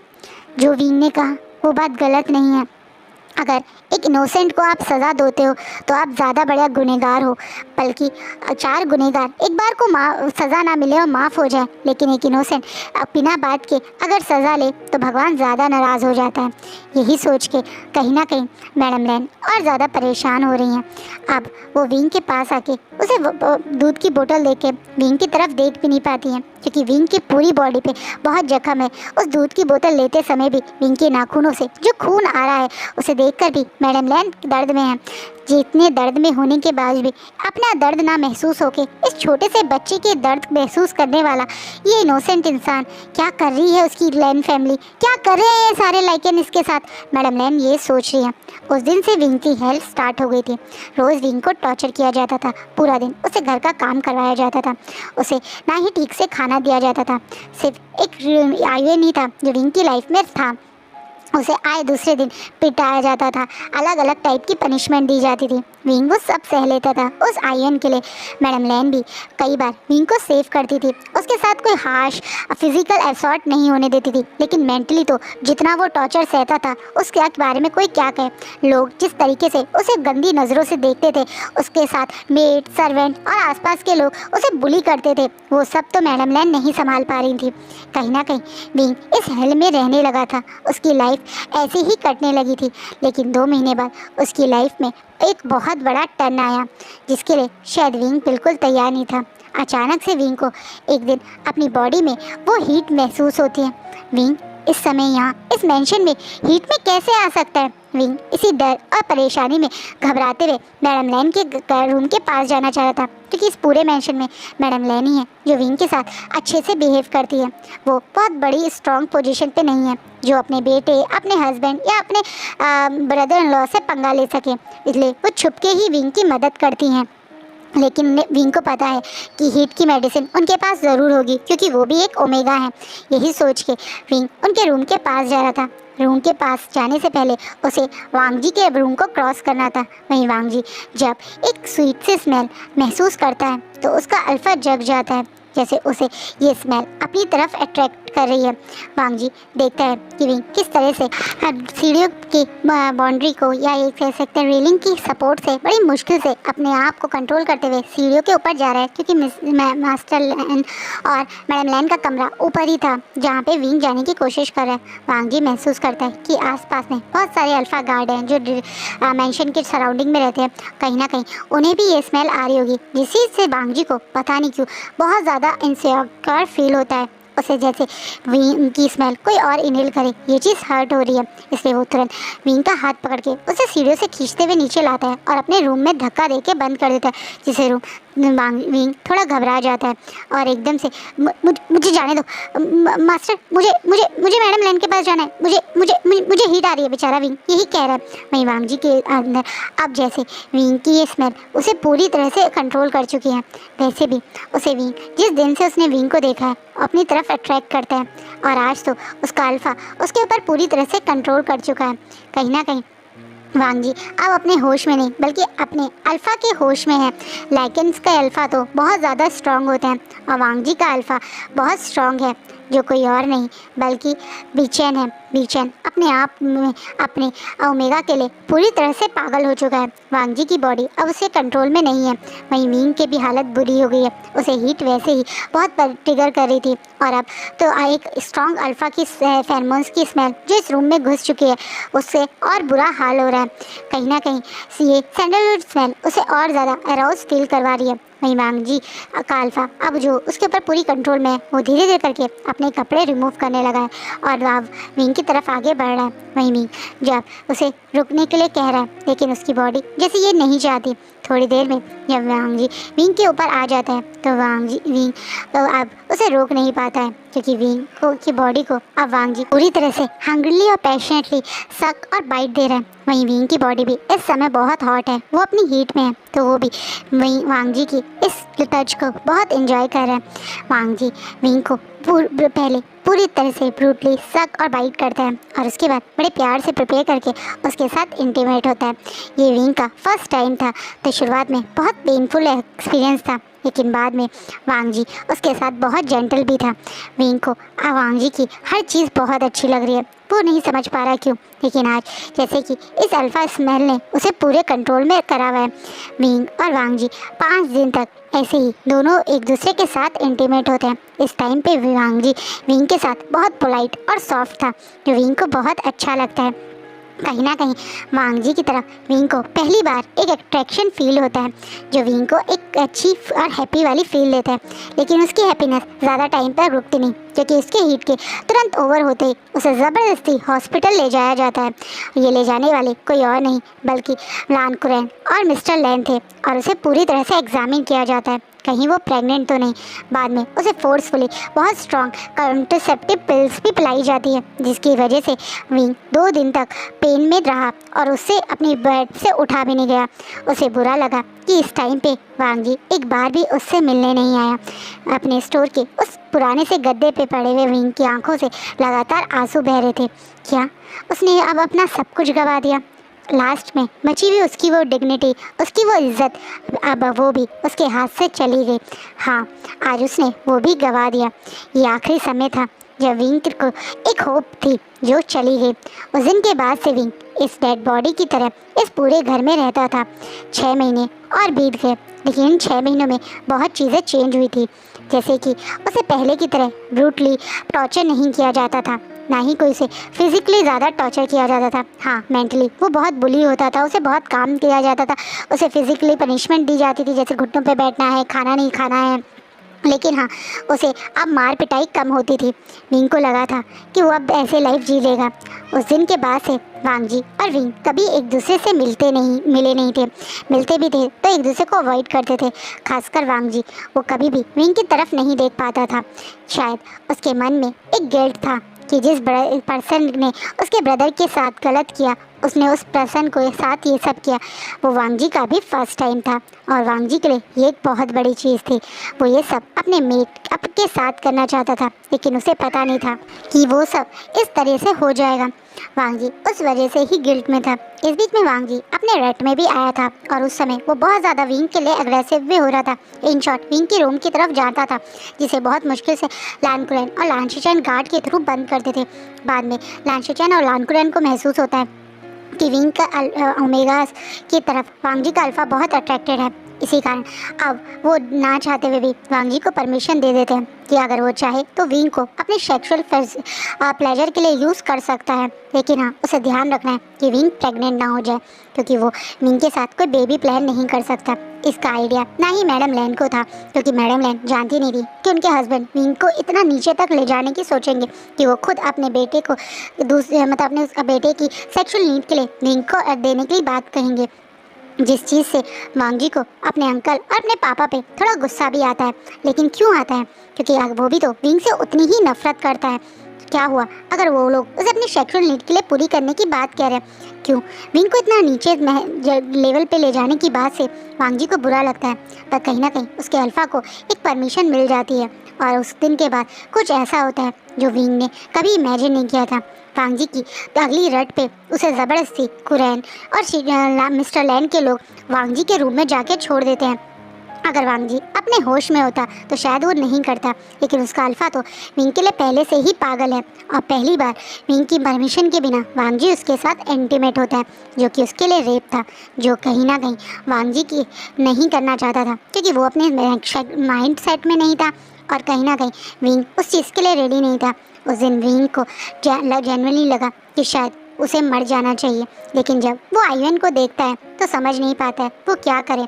आज आयुन के 1 साल हो गया है, जिसका पूरे मेंशन में कोई सेलिब्रेशन या कुछ नहीं है, लेकिन विंग एक छोटी सी सेलिब्रेशन करना चाहता था, इसलिए वो अपने हाथ से एक छोटा सा केक बना के आयुन के लिए रेडी करता है। आयुन के लिए उस छोटे से केक को बना के विंग खुशी से आयुन के सामने उसे कट भी करता है। वहीं मैडम लैन जानती थी कि विंग केक बना रहा है, लेकिन क्योंकि उनके कंट्रोल में किचन रहती है, लेकिन अपने गार्ड्स और सर्वेंट को उसे इंटरफेयर करने के लिए नहीं बोलती, क्योंकि वो भी अपने ग्रैंडसन का बर्थडे सेलिब्रेट करना चाहती थी। आयुन के बर्थडे के बाद में विंग बड़ी खुशी से अपने छोटे से आयुन के साथ सो रहा था, जब अचानक से रात में आयुन की तबीयत बहुत बिगड़ जाती है। उसे रात में ही बहुत तेज़ फीवर हो जाता है। विंग बार बार सब लोगों के नोट को क्लैक करता है, लेकिन कोई नहीं खुलता।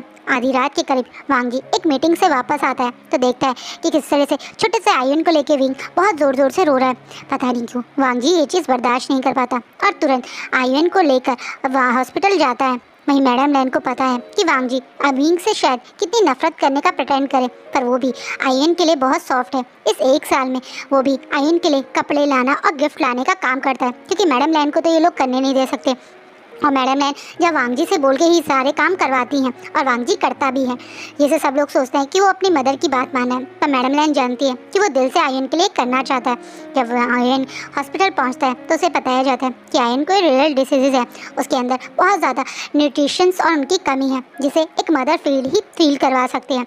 कहीं ना कहीं जब विंग को ये पता चलता है तो वो मिस्टर लैन और लान कुरैन से रिक्वेस्ट करता है कि वो एक ब्रेस्ट फीड के लिए नर्सिंग मदर को अरेंज कर दे, लेकिन कोई भी उसकी बात को इम्पोर्टेंस नहीं देता है और सब लोग इग्नोर कर देते हैं। वांग जी भी इस मामले में कोई मदद नहीं कर सकता, क्योंकि उसके फादर और अंकल के सामने वो यहाँ पे एक लेडी को नहीं ला सकता, स्पेशली आयन के लिए। वहीं आयन की तबीयत में कोई सुधार ना होता देख के और दिन पे दिन उसे और कमज़ोर होता देख के अब विंग बहुत फ्रस्ट्रेट हो जाता है। विंग जो जानता है कि उसके अलावा शायद कोई आयन के बारे में नहीं सोचता, आज विंग सेल्फिश होकर एक डिसीजन लेता है। आज वो खुद एक सेड्यूस करने वाले कपड़े पहन के वांग जी के रूम में पहुंच जाता है। शायद ये विंग की बहुत बड़ी गलती हुई, क्योंकि विंग की इस हरकत पे वांग जी बहुत गुस्सा होता है। उसे लगता है कि विंग एक कैरेक्टरलेस ओमेगा है और अब उसकी बॉडी को इस सारी चीज़ों की ज़रूरत पड़ती है, इसलिए वो आज वांग जी को सिड्यूस करने आया है। वहीं वांग जी गुस्से और फ्रस्ट्रेशन में विंग के साथ इंटीमेट होता है, पर कोई नहीं जानता था कि विंग के दिमाग में क्या चल रहा था। विंग ऐसा क्यों कर रहा है? एज़ यूजुअल उसे मॉर्निंग में उठते ही कॉन्ट्रासेप्टिव पिल्स दी जाती है, जिसे विंग सबके सामने तो मुंह में ले लेता है, लेकिन जाते ही मुंह से निकाल के बाहर लेता है। वो मन में सोच रहा है कि कोई और उसके आयन को नहीं बचाएगा तो वो ही आयन को बचाएगा। वो जानता है ओमेगा फर्स्ट मंथ के अंदर ही, प्रेग्नेंट होते ही फर्स्ट मंथ के अंदर ही ब्रेस्ट फीडिंग कर सकते हैं, उन्हें मिल्क आने लगता है और वो अपने आयन को खुद बचाएगा। यही सोच के उसने ये डिसीजन लिया, पर वो ये नहीं जानता था कि ये उसकी बेवकूफ़ी होगी, क्योंकि जैसे अब वांग जी को एक ओपन उसने खुद ब खुद परमिशन दे दी उसके साथ इंटीमेट होने की, उसके बाद वांग जी उसके साथ हर रात इंटीमेट होता है। हाँ, पिछले 5 महीने से, क्योंकि अब वांग जी विंग के साथ रोज़ इंटीमेट होता था और मॉर्निंग में उसे कॉन्ट्रासेप्टिव पिल्स दे देता था, जिसे विंग अपने मुंह में लेपता था और बाद में फ्लश कर देता था। विंग को पता था कि वो प्रेग्नेंट हो चुका है, लेकिन सबके सामने वो चीज़ छुपाता था, क्योंकि वो एक प्रेग्नेंट की तरह दिखता नहीं था।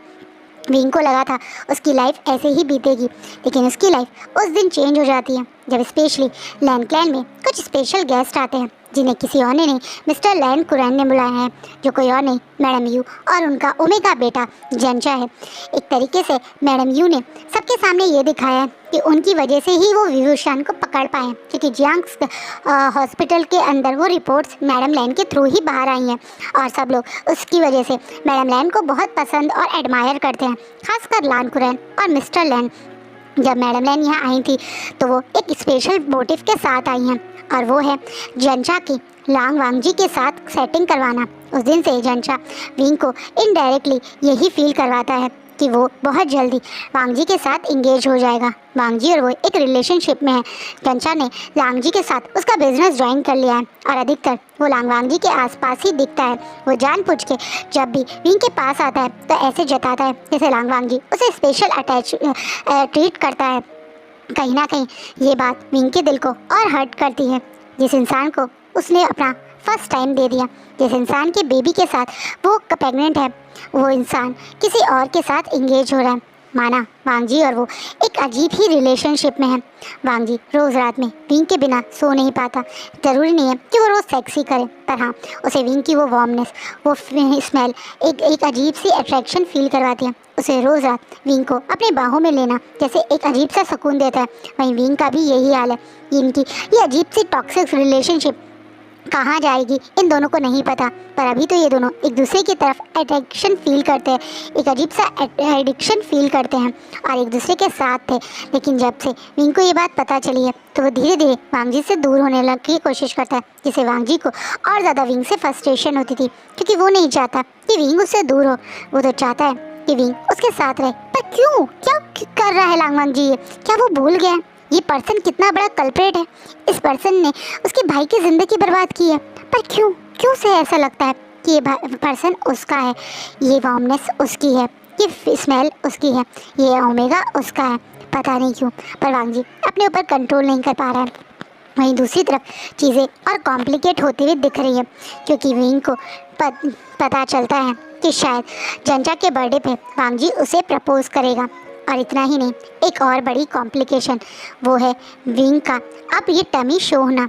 विंग को धीरे धीरे महसूस होने लगा है कि उसका टमी शो होने लगा है, जिसके कारण अब उसे डर लग रहा है कि जैसे ही लेंस को ये पता चलेगा तो वो क्या करेंगे। वहीं मैडम लैन जानती हैं कि विंग प्रेग्नेंट है। वो शायद कुछ समय बाद ही पहचान गई थी, जब उन्होंने आयन की तबीयत को ठीक होते हुए देखा था। जब उन्होंने विंग को आयन को एक बार ब्रेस्ट फीड करवाते हुए देखा था।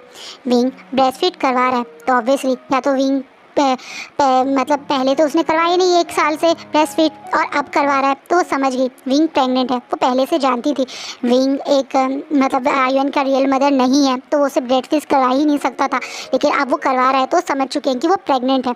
इसलिए वो अब विंग को और उस बेबी को सेव करने की वजह से याली को उस दिन फ़ोन करती हैं और विंग को चुपचाप से उस मेंशन से भगा देती हैं, जिसका पीछा उस दिन वो गार्ड कर रहे थे। वांग जी भी उनके साथ विंग को ढूंढने जाना चाहता था, लेकिन किसी कारण वो बिजी था और वो लेट घर पहुंचा था। तब तक ये सब हो चुका था। तो अब तक वांग जी और विंग की लाइफ में क्या हुआ, ये सब वही हैं जिसे अब इस समय वांग जी याद कर रहे हैं। वो वार्मनेस मिस कर रहे हैं, वो टच मिस कर रहे हैं जो विंग के साथ फील करता था। क्या था ये जो वो समझ नहीं पा रहा है। विंग पिछले कुछ महीने से उसे अवॉइड कर रहा था। क्या यही कारण है कि विंग यहाँ से भागने की कोशिश कर रहा था। वांग जी अपने ही चीज़ों में गुम था, जब उसे अचानक से उसके अंकल और उसके फादर बाहर बुलाते हैं। वो उसे इन्फॉर्म करते हैं कि जल्दी वो लोग जियांग्स क्लैन में जाएंगे, क्योंकि मैडम यू वहाँ उन्हें स्पेशली बुला रही हैं। कहीं ना कहीं वांग जी किसी मैडम यू से मिलने की इच्छा नहीं है, क्योंकि इस समय तो वो उसे अपने विंग के गुम होने का ही बहुत दुख है, लेकिन वो सबके सामने ऐसे जता नहीं सकता। वहीं मैडम लैन तो जैसे आप अपने आप को खुद ही रूम में बंद कर चुके हैं। वो 2 दिन से ना ही कुछ खा रही है ना पी रही है। उन्हें लग रहा है कि उन्होंने बहुत बड़ी गलती कर दी विंग को यहाँ से भगाने के लिए। वो तो अच्छा ही सोच रही थी, पर विंग मर जाएगा उन्हें उम्मीद नहीं थी।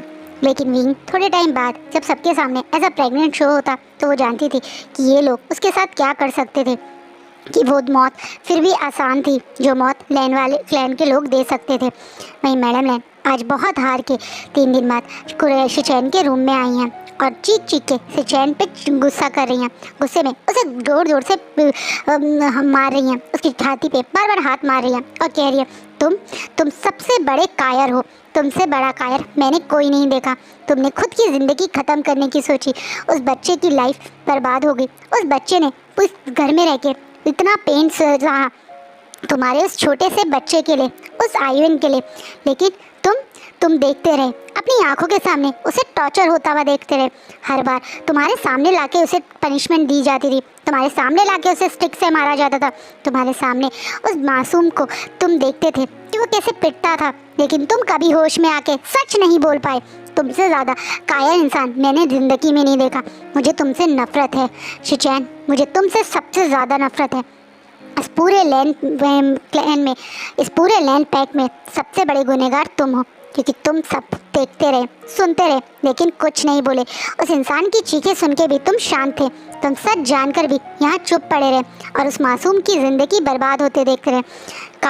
काश तुम सचमुच में ही मर जाते। इस तरह जिंदा रहकर भी तुमने क्या ही कर लिया।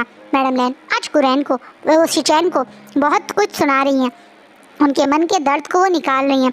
जैसे शिचैन पे उसकी माँ की आज डांट का असर हो रहा है, थोड़ा सा उसकी उंगलियां भी हिलती हैं।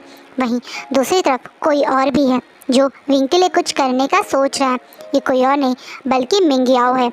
मिंगयाओ को विंग के बारे में पता चला था और वो उस चीज़ को अवॉइड कर रहा था, लेकिन कुछ समय पहले जब विंग को उसने वांग जी के साथ उस दिन रात में हॉस्पिटल में देखा था तो उसे सबसे बड़ा शॉक लगा था। मिंगयाओ को टॉर्चर करने के लिए जब जंचा फ़ोटोज़ भेजता था तो उसने काफ़ी हद तक उसने अपने फेस को वो कहते ना क्रॉप करना या हाइड करने की कोशिश की थी, लेकिन उसे एक फ़ोटोग्राफ बहुत अच्छे से याद है जिसमें जंचा की चेहरा रिफ्लेक्शन में शीशे के रिफ्लेक्शन में थोड़ा दिख रहा था, जिसे देखकर उसे अच्छे से यकीन है कि ये पर्सन तो वो नहीं है उसके नाम तो पता नहीं था जंचा का, मतलब उसे तो सिर्फ शक्ल ही याद थी। और जब वो हमेशा विभूषण के नाम ही सुन रहा था, लेकिन विभूषण को बहुत कम लोगों ने देखा था। और जब मिंग्याओ ने विभूषण को देखा था तो उसे महसूस हुआ कि लैन क्लैन के लोग एक गलत इंसान को पकड़ के टॉर्चर कर रहे हैं। और उस दिन से वो इस काम में लग गया था, असली गुनहगार को ढूंढने में। वो जानता था कि उसमें उसकी मदद उसका हस्बैंड से ज़्यादा अगर कोई कर सकता है तो वो उसका ब्रदर इन लॉ कर सकता है, यानी नी हुसैन और मिंग्याओ उस दिन से ही इस काम में लग गए थे। वो जानते हैं कि एक इनोसेंट को लैंडक्लैन वाले इतनी बुरी तरह से टॉर्चर कर रहे हैं, अपने पास रख रहे हैं। वो उस इनोसेंट को सज़ा नहीं दिलाना चाहते थे, और रियल कल्प्रेट ऐसे घूमता रहे वो तो बिल्कुल नहीं चाहते थे। अगर सज़ा मिलनी है तो रियल कल्प्रेट को मिले।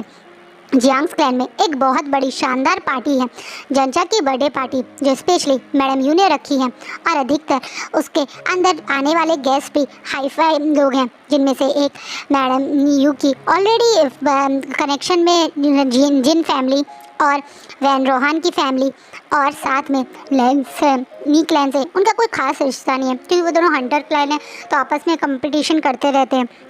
वहीं यहाँ पे याली भी आई है। विंग पिछले 2 महीने से अभी भी बेहोशी में है, और आयुन की तबीयत काफ़ी हद तक ठीक हो गई है, क्योंकि लगातार वेंचिंग की दवाई का काफ़ी असर हो रहा है, जिसके कारण अब आयुन याली के बिना भी कुछ समय रह सकता है। इसलिए याली यहाँ आ गई थी। वो लगातार 2 महीने तक वहाँ नहीं रह सकती थी, इसलिए वो यहाँ आ गई थी। आज जंचा की एक शानदार बर्थडे पार्टी हो रही थी। सब लोग केक कटिंग कर रहे थे। जब मैडम यू वो केक कटिंग के तुरंत बाद वहाँ पे आए हुए लैन फैमिली का सबसे ज़्यादा थैंक यू करती है, और लान कुरैन के सामने अपने बेटे का रिश्ता वांगजी के लिए देने की बात करती है, जिसपे लान कुरैन और मिस्टर लैन काफ़ी खुश हो जाते हैं। वहीं मैडम लैन शॉकिंगली वांगजी की और एक तरह से तरफ देख रही हैं, क्योंकि वो भी जानती हैं कि वांगजी के दिल में विंग है। जिस दिन से विंग गायब है उस दिन से वांगजी शायद एक रात भी सोया नहीं है। उस दिन से वांगजी एक दिन भी सुकून से खाया नहीं है। आज भी वांगजी क्यों वो रात भर बालकनी में खड़े हुए उस मून को देखते हुए देखती हैं। क्या चाहता है वांगजी वो अब तक समझ नहीं पाया, लेकिन शायद उसकी मदर समझ गई हैं, इसलिए वो अब शॉकिंगली अपने दोनों मतलब साइड देख रही हैं, जहाँ एक साइड उनका बेटा है जो पूरी तरह से शॉक एक्सप्रेशन में है, और दूसरी साइड स्माइल करता हुआ उसका हस्बैंड है, जो बिल्कुल अग्री ही करने वाला था। तभी अचानक से पीछे कुछ फोटोज़ फ्लैश होती हैं, जिन्हें देखकर वहाँ खड़े सब लोगों की आंखें शॉक हो जाती हैं। ये कोई और नहीं बल्कि होटल में उसी समय की फ़ोटोग्राफ्स हैं जब शीचैन और जंचा एक साथ थे।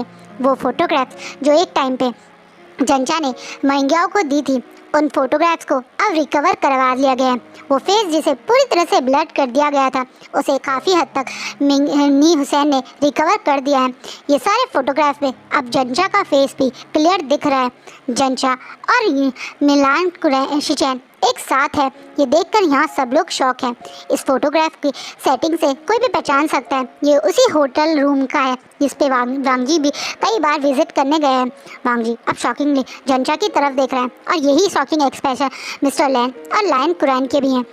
वही मैडम यू किसने चलाया है, बंद करो इसे करके ज़ोर ज़ोर से चीख रही हैं। वो इसे बंद करने के लिए कह रही हैं, लेकिन ये चीज़ जिसने चलाई है अब वो दूसरी साइड से क्लैपिंग करता हुआ आता है और बोलता है ये तो बंद नहीं होगा, लेकिन आप बंद कीजिए, अपना ये ड्रामा करना बंद कीजिए। आप हैं असली कल्प्रेट, आप दोनों का सच अब सबके सामने आएगा। ये बोलने वाले कोई और नहीं बल्कि मिंग्याओ है, और मिंग्याओ के पीछे एंट्री कर रहे उसका ब्रदर इन लॉ नी हुसैन और उसका हस्बैंड नी मिंजे हैं। इन तीनों को यहाँ देखकर सबके एक्सप्रेशन चेंज हो गए। वहीं मिंग्याओ अब आप अपनी जगह से आगे आके धड़ाम करके जंचा के चेहरे पे एक जोरदार थप्पड़ जड़ता है, जिसे धड़ाम करके अब जंचा नीचे गिर जाता है। मिंग्याओ सबके सामने अब जंचा पे चीखते बोलते हैं तुम हो असली कल्प्रेट, तुम हो जिसने शीचैन के साथ ये सब किया है, और तुम सबके सामने अब उसी के भाई से शादी करने की बात कर रहे हो। और वाह मैडम लैन, आप तो इन सबसे आगे हैं। सच जानने के बाद भी आपकी इतनी हिम्मत कि आप दोबारा से अपनी नई चाल चलने की कोशिश कर रही हैं, जिस पे अब मैडम यू गुस्से में करती हुई मिंग्याओ की तरफ कुछ मारने के लिए उठाती हैं, जिसे एकदम से नी मिंजे रोक लेते हैं और तुरंत मैडम लैन को जोर से धक्का देते हैं और कहते हैं हिम्मत कैसे हुई आपकी मेरे ओमेगा को टच करने की? आपको क्या लगता है आप जिंदगी भर गुनाह करते रहेंगे और आपका सच कभी सामने नहीं आएगा। सारे सच सामने आ चुके हैं। वो डॉक्टर जिसे आपने इतना पैसा खिलाया और विभूषण पे सारे एक तरह से इल्जाम लगा दिए, वो डॉक्टर भी हमारे साथ है। एक डॉक्टर को पकड़ के अब नीक लैंड के गार्ड लाते हैं और जहर से फ्लोर पे फेंक देते हैं। ये डॉक्टर वही डॉक्टर है जिसने आयुन को बर्थ दिया था या डिलीवरी करवाई थी। ये बात लांगवांग जी भी जानता है, लेकिन ये डॉक्टर अब सच बोलना शुरू करता है कि किस तरीके से मैडम यू ने पहले दिन ही अपने बेटे का नाम से ना एडमिट होकर विभूषण के नाम से एडमिट हुई थी। उस डॉक्टर ने कोई झूठ नहीं बोला था, क्योंकि उसे यही लगता था कि विभूषण जनचा ही है, इसलिए उसने वो रिपोर्ट दे दी। कभी विभूषण को उसके आगे लाया भी नहीं गया और बाद में मैडम यू ने उसे इतना पैसा खिला दिया कि वो खुद भी सबसे छुपके रहने लग गया। कहीं ना कहीं विभूषण एक इनोसेंट था। आज नीक लैंड ने प्रूव कर दिया, वो क्लैन जिसे विभूषण का कोई लेना देना नहीं था, पर उस क्लैन ने आज विंग को सबके सामने इनोसेंट प्रूव कर दिया। यहाँ अधिकतर सारे बड़े क्लैन थे जो अब घूर घूर के मैडम यू की तरफ देख रहे हैं। वहीं विंग इनोसेंट था, उसने कुछ नहीं किया था। ये बात सुनने के बाद वांग जी एकदम से अपने घुटनों के बल बैठ जाता है और अचानक से उसके दिमाग, सर में और दिल में इतनी शार्प पेन होता है। उसे इस समय वो सब चीज़ें याद आ रही हैं जो उसने विंग के साथ करी। वो पेन लेना, विंग का पेन फेस, वो उस इनोसेंट आइज जो बार बार वो इनोसेंट है कहती थी। देखो इस समय वो सारी बातें याद आ रही हैं विंग की साथ उसकी वो पहली मुलाकात। याद आ रहा है किस तरह विंग को जब उसके फादर के लोग टॉर्चर करते थे तो विंग किसी इनोसेंट आई से वांग जी की साइड देखता था, जैसे उसकी वो आंखें उससे कहना चाहती थी कि वो इनोसेंट है और वांग जी उस टॉर्चर से उसे बचा ले। वांग जी का मन भी उस समय चीख चीख के यही कहता था, लेकिन वांग जी ने अपने गुस्से में, अपने भाई के बदले लेने के गुस्से में उस इनोसेंट को हार्म किया। अब वांग जी को वो बातें जब याद आ रही हैं, वो सारे फ्लैशबैक जब उसकी आंखों के आगे आ रहे हैं, तो वो घुटनों के बल बैठकर अपना सर पकड़ लेता है। वहीं दूसरी साइड जब ये बात लान कुरैन और मिस्टर लैन भी समझते हैं तो वो भी अब गिल्ट से अपनी नज़रें नीचे कर लेते हैं। लेकिन आज कोई है जो बिल्कुल भी गिल्टी या अपने ऊपर कंट्रोल नहीं करना पाता, और वो कोई और नहीं बल्कि मैडम लैन है, जो गुस्से में अब मिस्टर लैन के आगे खड़ी हैं और उन्हें घूरते हुए कहती है, लान पैट लीडर, आप ऐसे शांत क्यों खड़े हैं? आज तो सबके सामने सच आया है। क्या आज आपको अपने असली कल्प्रेट के बारे में पता चला है? क्या अब आप इसके साथ वो सब नहीं करेंगे जो आपने उस इनोसेंट विंग के साथ किया? क्या इन दोनों को पनिशमेंट देने का टाइम नहीं है, बल्कि शांत खड़े होने का टाइम है ये? आप कहीं ना कहीं मैडम लैन की बातों में बहुत ज़्यादा गुस्सा और एक तंक है। अब मैडम लैन लान कुरैन की तरफ देखती हैं और बोलती हैं, आप भी शांत हैं। ये शांति किस वजह से है? क्या उसका कारण ये तो नहीं है कि आप दोनों को अब समझ में आ गया है कि कैसे आप दोनों ने मिलके एक इनोसेंट सोल को हार्म किया, कैसे आप दोनों ने मिलके एक मासूम को इतने समय तक टॉर्चर किया, उसको जब मौका मिला तब आप बेइज्जत किया। आप लोग तो इस लेवल तक गिर गए थे कि अपने बेटे की सेक्सुअल नीड तक के लिए आपने उस बंदे को यूज़ किया। इनडायरेक्टली आप लोगों ने मिलके उसका रेप किया। हाँ, आप लोगों ने ज़बरदस्ती उसे जब वांग विंग को वांग जी के रूम में भेजा था, तब आप लोगों को महसूस हुआ था कि अगर वो इनोसेंट होता तो आपने उसके साथ क्या किया? आपने उसे इस लेवल का तड़पाया है। उस चीज़ के लिए अब आप क्या करेंगे? कहाँ जाएंगे? किससे माफ़ी मांगेंगे? क्योंकि वो तो अब इस दुनिया को छोड़ चुका है। जितना बड़े कल्प्रेट ये मैडम यू और जियांजा हैं, कहीं ना कहीं आप भी अपने गुस्से के में अंधे होकर उतने ही बड़े कल्प्रेट बन गए, क्योंकि इन दोनों ने जिस तरीके से आपके इनोसेंट सन को हार्म किया, उसी तरीके से आपने भी किसी और के इनोसेंट सन को, एक इनोसेंट सोल को इतनी बुरी तरह से बर्बाद कर दिया कि उसने आखिर में जाके अपना दम तोड़ दिया। वो भी उसी जगह पहुंच गया जहां एक समय आपका बेटा था। क्या किया आपने? क्या एक बार उस इंसान पे आप ट्रस्ट नहीं कर सकते थे? क्या एक बार उसके अंदर की उस मासूमियत को नहीं देख सकते थे जो मैंने पहली बार में देख ली? आपने मुझे बोलने का मौका नहीं दिया, मुझसे कुछ कहने का मौका नहीं दिया और उस बंदे को हार्म कर दिया। आज मैडम लैन बहुत दुखी हैं, इसलिए वो बोल रही हैं। मैडम लैन तो आज इतना दुखी हो जाती हैं कि आज वो सबके बीच में अपने मतलब अपने पार्टनर यानी अपने अल्फा को भी सबके सामने छोड़ने की बात करती हैं, जिससे मिस्टर लैन की आंखों में आंसू आ जाते हैं। एक टाइम था इसी तरीके से धमकी देकर कि मिस्टर लैन मैडम लैन को छोड़ देंगे, उन्होंने विंग के पास मैडम लैन को जाने नहीं दिया, उस छोटे से आयुन का कभी ध्यान रखने नहीं दिया। आज मैडम लैन पूरी तरह से भर चुकी हैं, क्योंकि आज वो उन लोगों को गवा चुकी हैं जिन्हें वो प्रोटेक्ट करना चाहती थी, यानी वो इनोसेंट सोल्स आयुन, विंग और उसका वो बेबी जो उसके टमी में था।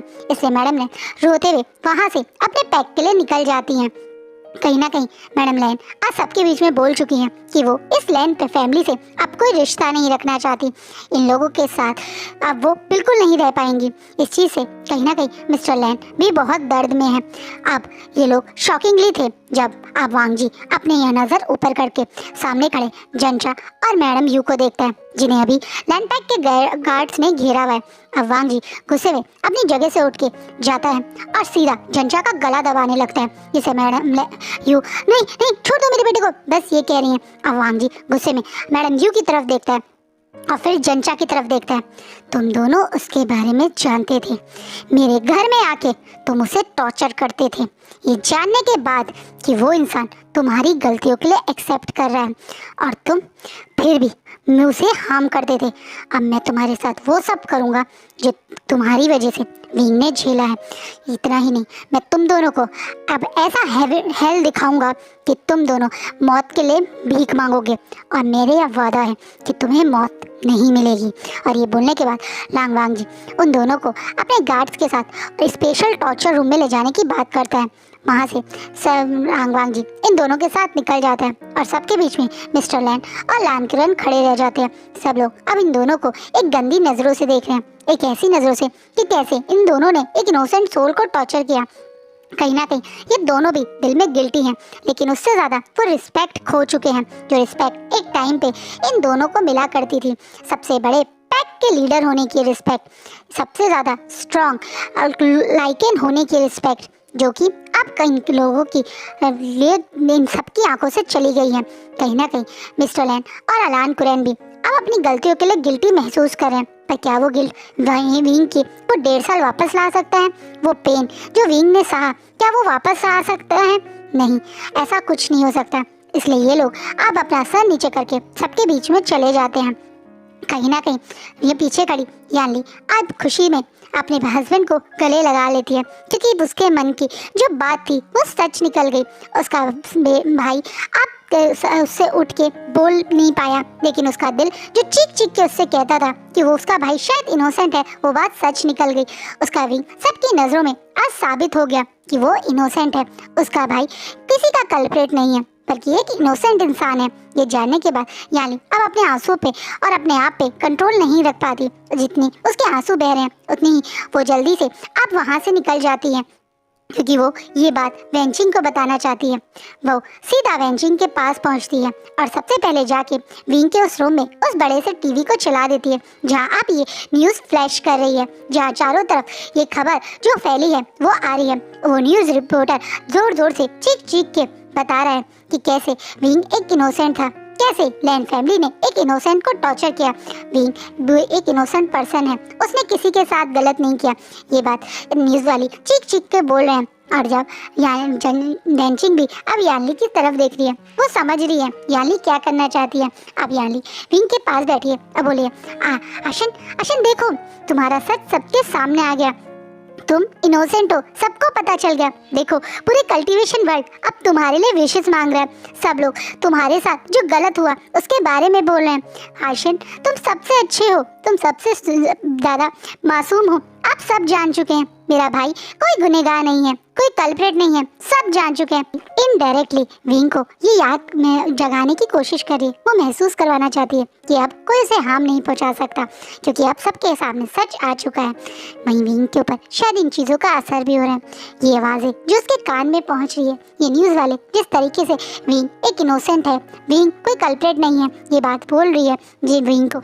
ये चीज़ अब कहीं ना कहीं अंदर उसके लिए एक थोड़ी सी दोबारा से जगने की उम्मीद जगा रही है। वहीं वह जैसे ही वेंचिंग विंग के हाथ पैर हल्का सा मूव करते हुए देखती है, वो बहुत ज़्यादा स्माइल करते हुए यालनी की तरफ देखती है, क्योंकि सचमुच में शायद इस चीज़ का कहीं ना कहीं विंग पे असर हो रहा है। अब वो लोग छुप के ऐसे एक रूम में इन विंग का ट्रीटमेंट करने की जगह अब खुलेआम विंग को हॉस्पिटलाइज करने के बारे में सोच रहे हैं, जिसे अब वेंचिंग तुरंत विंग को अब वैनपैक के सबसे बड़े हॉस्पिटल में एडमिट करवाने के लिए सोच रही है, जहाँ उसकी तरह बहुत सारे एक्सपीरियंस डॉक्टर होंगे जो एक साथ विंग को ट्रीट करेंगे। शायद विंग और जल्दी होश में आ जाएगा। यही सोच के वेंचिंग तुरंत विंग को लिए एम्बुलेंस बुक कर देती है, जहाँ एक तरफ वेंचिंग और यानली अब विंग के लिए बहुत खुश है। उन्हें लग रहा है कि विंग की वो हैप्पी लाइफ अब स्टार्ट होगी जो विंग डिजर्व करता था।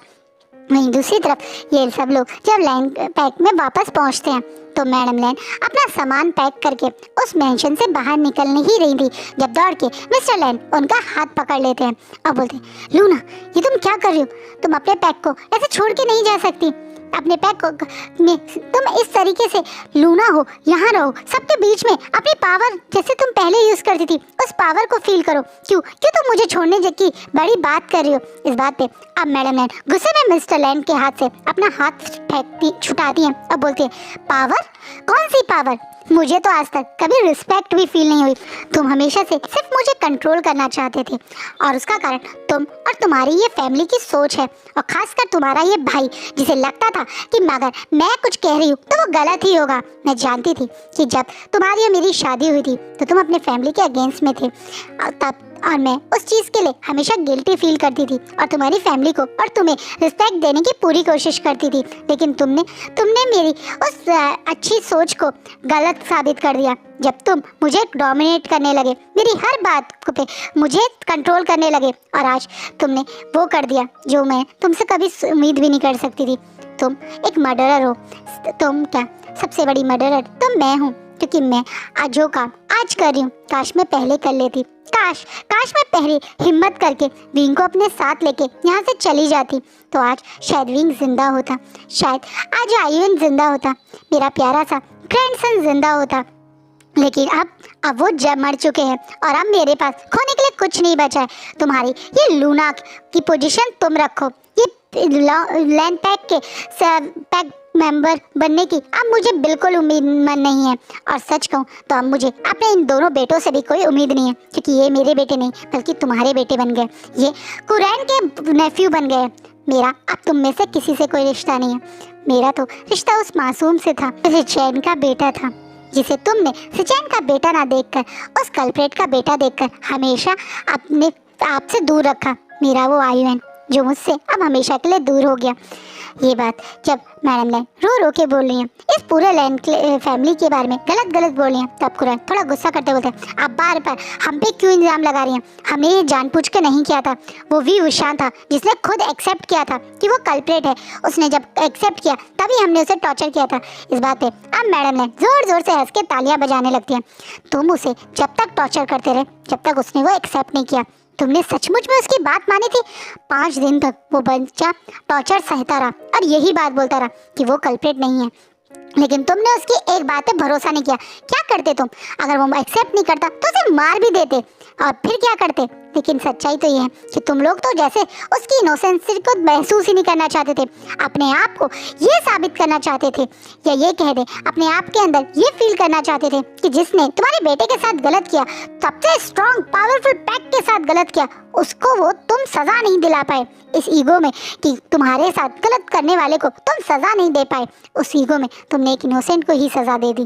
कहीं ना कहीं मैं भी गलत हूँ, मैं गलत हूँ, क्योंकि मैं सच जानकर भी सही से उसका साथ नहीं दे पाई। तुम्हें पता है उसने क्यों एक्सेप्ट किया था?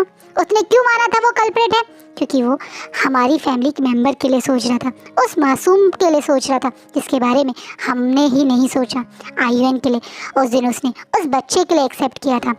वही वांग जी जो शायद उस दिन वहाँ नहीं था जब विंग ने एक्सेप्ट किया था कि वो कल्प्रेट है, वो आज जब अपनी मदर की बात सुनता है तो बड़ी बड़ी आंखों से अपनी मदर की तरफ देखने लगता है। अब उसकी मदर बोलती है, तुमने उस बच्चे को उसके सामने फेंक दिया मरने के लिए, उस बच्चे की जान बचाने के लिए विंग ने कल्प्रेट होना एक्सेप्ट किया।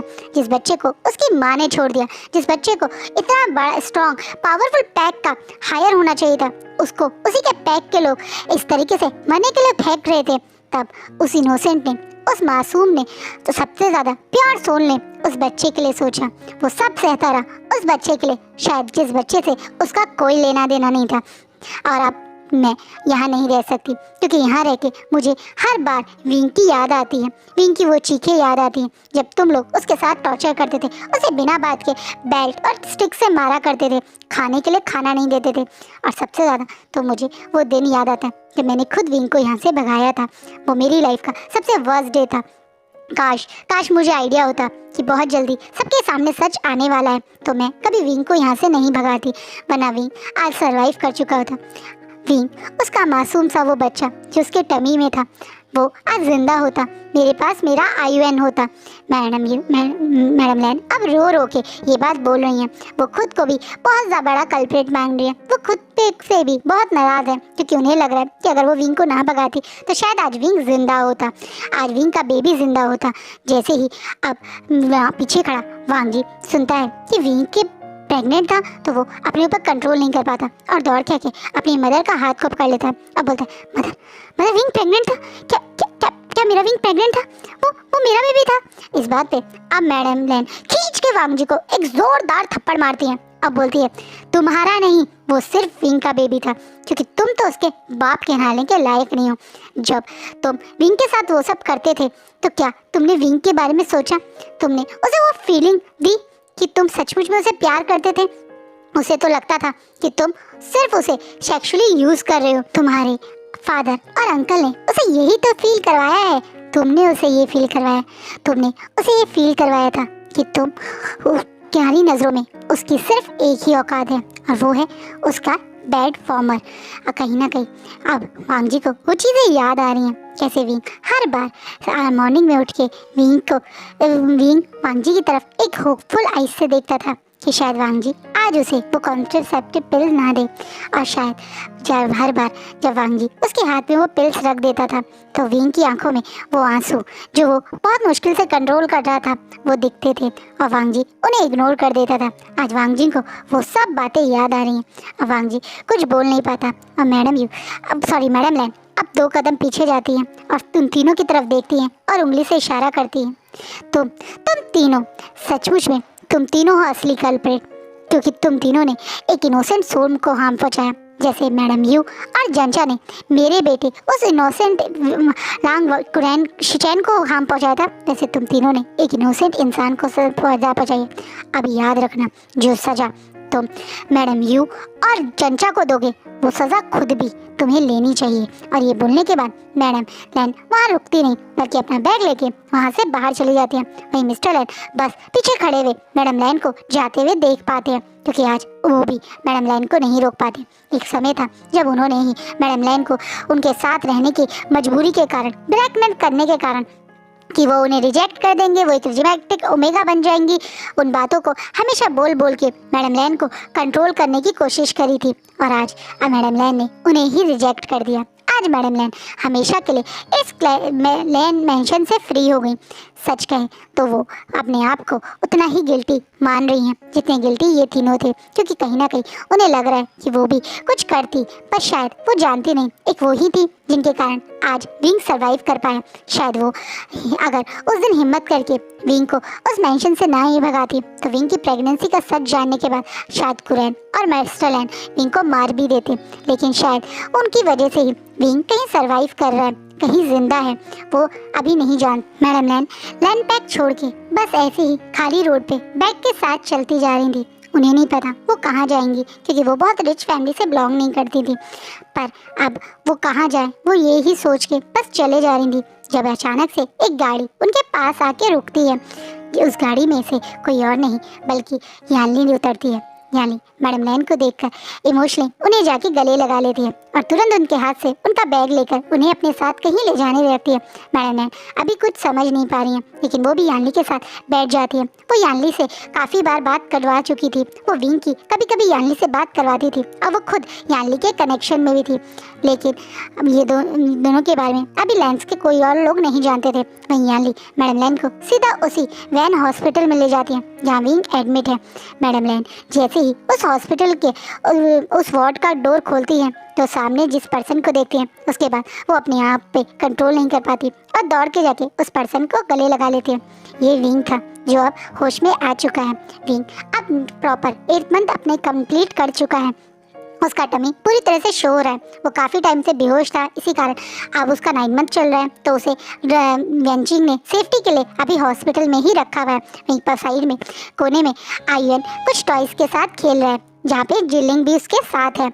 जब मैडम लैन विंग को ऐसे गले लगा के फूट फूट के रोने लगती हैं तो विंग भी बड़े प्यार से उन्हें गले लगा के रोने लगता है। विंग जानता है कि यही एक लेडी थी जो विंग के लिए छुप छुप के कितना कुछ करती थी। शायद विंग वहाँ पे पेट भर के खाना खा पाता था तो उसका कारण मैडम लैन ही थी। विंग वहाँ आराम से सो पाता था तो उसका कारण मैडम लैन का छुप के विंग को वो वार्म या ये कह सकते हैं ब्लैंकेट देना। कहीं ना कहीं आयुन की हमेशा कपड़ों का, खाने का, टॉयज का ध्यान रखने वाली मैडम लैन आज विंग से मिलने यहाँ हॉस्पिटल आई हैं। तो वह थोड़ा घबरा के उनकी तरफ देखता है और बोलता है, आप यहाँ क्या कर रही हैं मैडम लैन? अगर आपके हस्बैंड और किसी और को पता चल गया तो आपके साथ वो फिर से कुछ गलत करेंगे। नहीं, अब कोई मेरे साथ कुछ गलत नहीं करेगा। सच कहूँ तो अब मैंने उन्हें छोड़ दिया है। तुम बिल्कुल मत घबराओ। और सबसे बड़ी बात, अब तुम इनोसेंट हो तो तुम क्यों डर रहे हो? डरना तो उन्हें चाहिए जिन्होंने तुम्हारे साथ गलत किया। तुम्हें तो स्ट्रांगली, पावरफुली सबके सामने नज़रों में नज़रें मिला के खड़े होना चाहिए, क्योंकि तुम सबसे सही थे। तुमने हमेशा सही का साथ दिया। तुमने वो सब किया जो कोई नहीं कर सकता था। इतनी कम उम्र में तुमने एक छोटे से बच्चे को अपना माना। भी तुम जैसा प्योर सोल कैसे किसी से घबरा सकता है? बल्कि तुम्हें तो स्ट्रांगली सबको देखना चाहिए। और मेरे बारे में अब तुम्हें बिल्कुल वरी नहीं होने की ज़रूरत है, क्योंकि मैं अब तुम्हारे साथ रहूँगी, अपने आयुन के साथ रहूँगी। और मैडम लैन ये बोलने के बाद विंग के उस टमी पे हाथ रख के बोलती है, अपनी इस बेबी के साथ रहूँगी। अब मैं तुम्हें कभी कहीं छोड़ के नहीं जाऊँगी। तुम जिंदा हो ये जानने के बाद मैं सोच नहीं सकती हूँ कि मुझे कितनी खुशी मिल रही है। तुम्हें मैं जता नहीं सकती हूँ कि जैसे तुम्हें अपनी आंखों के आगे देखकर मुझे दोबारा से एक जीवन मिल गया। मैं तो सोच रही थी कि मैं जीवन भर एक मर्डरर की तरह ही खुद को कोसती रहूँगी, लेकिन तुम्हें सही देखकर आज मैं फिर से जीना चाह रही हूँ तुम्हारे साथ, अपने छोटे छोटे ग्रैंड सन्स के साथ। कहीं ना कहीं विंग को भी एक फैमिली मिल रही है, एक मदर फिगर मिल रही है। अपनी मदर के मरने के बाद कभी जो उसे प्यार नहीं मिला वो मैडम लैन की इस टच में, इस इमोशंस भरी आंखों में विंग को फील हो रहा है। इसलिए विंग भी अपनी गर्दन हिलाने लगता है। इन सबको देखकर यानली भी पीछे खड़े होकर मुस्कुरा रही है, क्योंकि कहीं ना कहीं वो भी विंग को अपने साथ अपने क्लैन नहीं ले जाना चाहती, क्योंकि उसे पता है कि विंग अभी बहुत ज़्यादा मतलब एक भी 20 साल का ही है और उसके फादर इन लॉ की नज़रें विंग को लेकर पहले ही ख़राब हो चुकी है। लेकिन हाँ, अब विंग किसी और के साथ है जो उसका ध्यान रखेंगी, ये जान के यानली खुश है। वहीं मैडम लैन यहाँ छुप के विंग के साथ रह रही हैं। इस बारे में लैन क्लैन को पता ही नहीं चलता। मिस्टर लैन पूरे लैन पैक में मैडम लैन को ढूंढने की कोशिश करते हैं, लेकिन उन्हें मैडम लैन नहीं मिलती। वहीं दूसरी तरफ पांगजी को जब ये पता चलता है कि विंग उसके बेबी से प्रेग्नेंट था तो अब वो और ज़्यादा पागल हो जाता है। वो पहले अपने पागलपन में मैडम यू और जंचा को बहुत बुरी तरह से टॉर्चर करता है। इन दोनों को एक स्पेशल टाइप के सेल में अंडरग्राउंड जो लैन क्लैन के सेल है वहाँ पे ही रखा गया। ये एक जेल टाइप है जहाँ इन दोनों को रखा गया। इस जेल से बाहर सिर्फ जंचा को पीटने, मारने और टॉर्चर करने के लिए निकाला जाता है। इतना ही नहीं, जैसे विंग के साथ उसने गलत किया है, उसके फादर और मतलब अंकल ने गलत किया है, उस चीज़ की ऊपर और ज़्यादा फ्रस्ट्रेशन है। वहीं मिस्टर लैन तो पूरी तरह से अपनी वाइफ के जाने के गम में डूब चुके हैं और खुद को एक रूम में बंद कर चुके हैं। वहीं अंकल कुरैन अब पूरी तरह से अपने आप को गिल्टी मान रहे हैं और अपने पैक की गिरते हुए ग्राफ को देख रहे हैं। वो लैन पैक जो एक टाइम पे लाइकेन का होने की वजह से इतना स्ट्रांग होता था, अब आसपास के क्लैन भी उसे इग्नोर कर रहे हैं। धीरे धीरे लाइकेन की वैल्यू कम होती जा रही है। पैक से जैसे हैप्पीनेस हमेशा के लिए जा चुकी है। पैक के अब अंदर बीमारियां आने लगी हैं, एक तरीके से जैसे विंग के साथ टॉर्चर करने की वजह से भगवान उन्हें पनिशमेंट देने लगा है। पैक के अंदर लोगों की जनसंख्या भी कम होती जा रही है। न्यू वॉर्न्स का बर्थ होना भी कम हो गया है। पिछले 2 साल में ये सब हो गया है।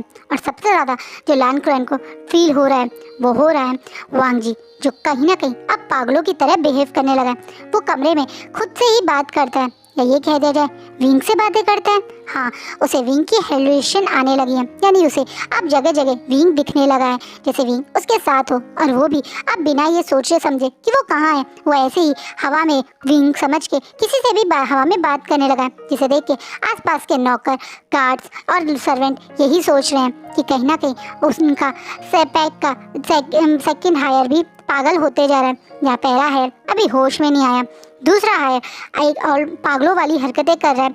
ये देखकर अब कुरैन को महसूस हो रहा है कि उनसे सबसे बड़ी गलती हो गई, एक इनोसेंट को सज़ा देने की शायद गॉड पनिशमेंट दे रहा है। वहीं वांग जी अब पागलों की तरह पूरा दिन पहले मैडम लाइन और मतलब जंचा को टॉर्चर करता है, और रात में खूब ड्रंक करके इधर उधर घूमता रहता है। वो पूरा दिन विंग को इमेजिन करता रहता है, वो हवा में ही बात करता रहता है, कभी हवा में ही एक किसी बेबी को खिलाने लगता है, ये बोल के ये मेरा और विंग का बेबी है, ये हमारा बेबी है, कितना क्यूट है।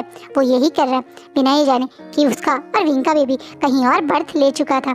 वो कोई और नहीं बल्कि एक प्यारी सी क्यूट सी बेबी गर्ल है, जो कि है तो लाइक नहीं लेकिन बहुत ज़्यादा ब्यूटीफुल है।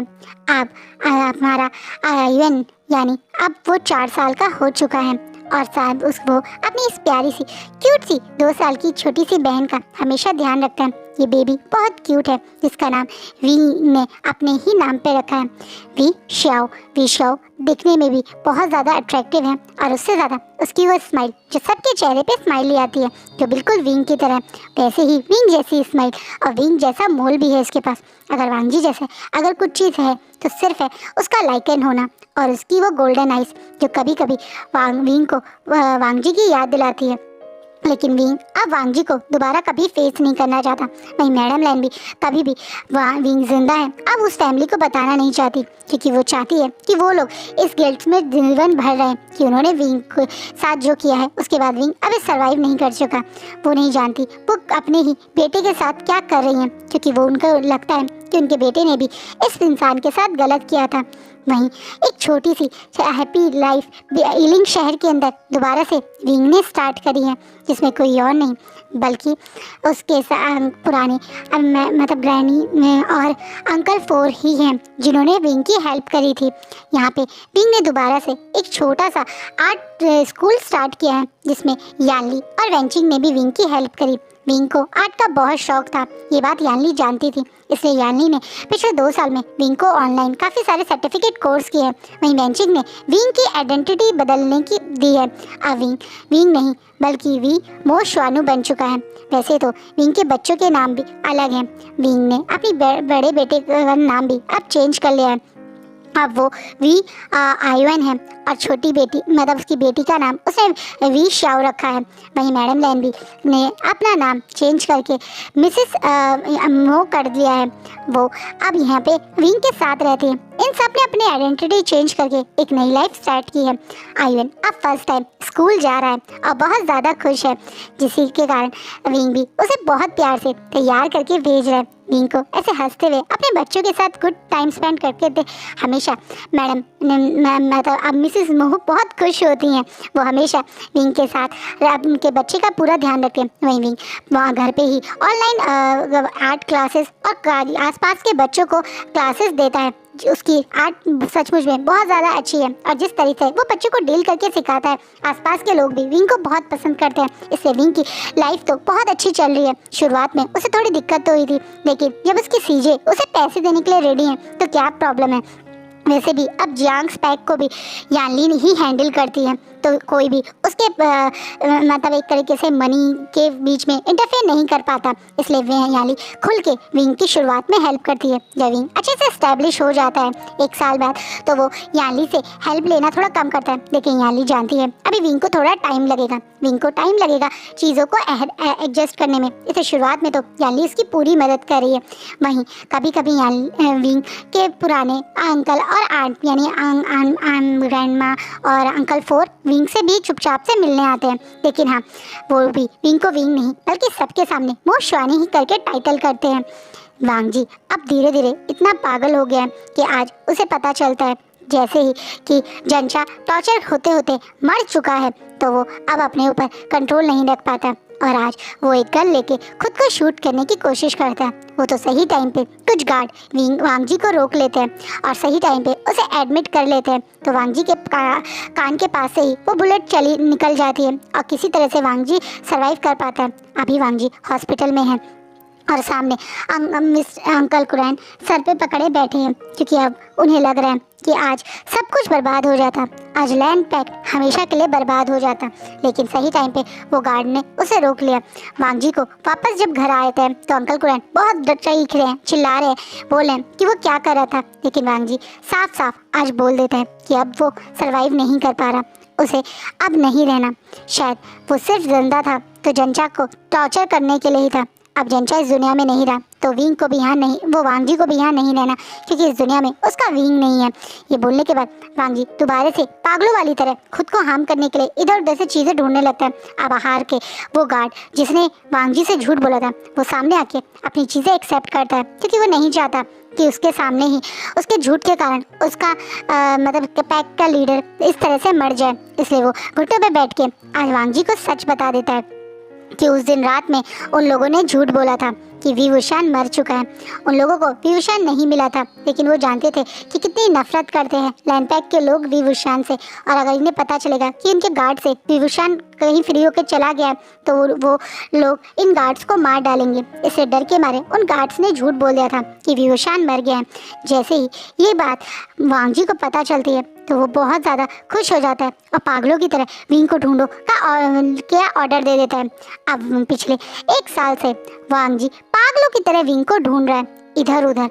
वो अब विंग को ढूंढने की कोशिश कर रहा है। हार के वो वापस उसी कैफ़े के आगे आके खड़ा हो जाता है और याद करता है कि काश चीज़ें वैसी ना होती, क्योंकि जब वो विंग से फर्स्ट टाइम मिला था वो उस डोर के अंदर एंट्री करके अब उसी टेबल पे दोबारा बैठ जाता है और इमेजिन करने लगता है जब उसने फर्स्ट टाइम विंग को यहाँ देखा था।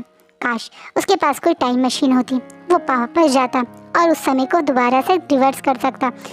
वो दोबारा से इस कैफ़े में आता और दोबारा से विंग उस दिन इसकी तरह उसे स्माइल करते हुए कॉफ़ी सर्व करने आता।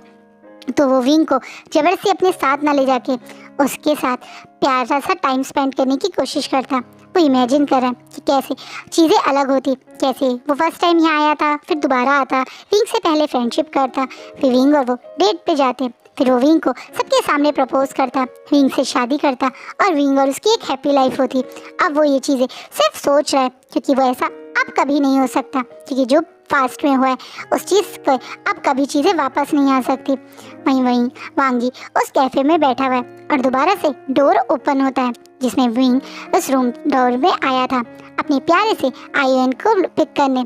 जैसे आज अंकल फोर स्कूल से सीधा कैफ़े ही ले आए थे, क्योंकि मैडम लैन जो मतलब विंग की बेबी है यानी वैन शाओ उसको लेकर हॉस्पिटल गई थी, उसके एक नॉर्मल बच्चों के जैसे होते हैं ना वैक्सीनेशन करवाने।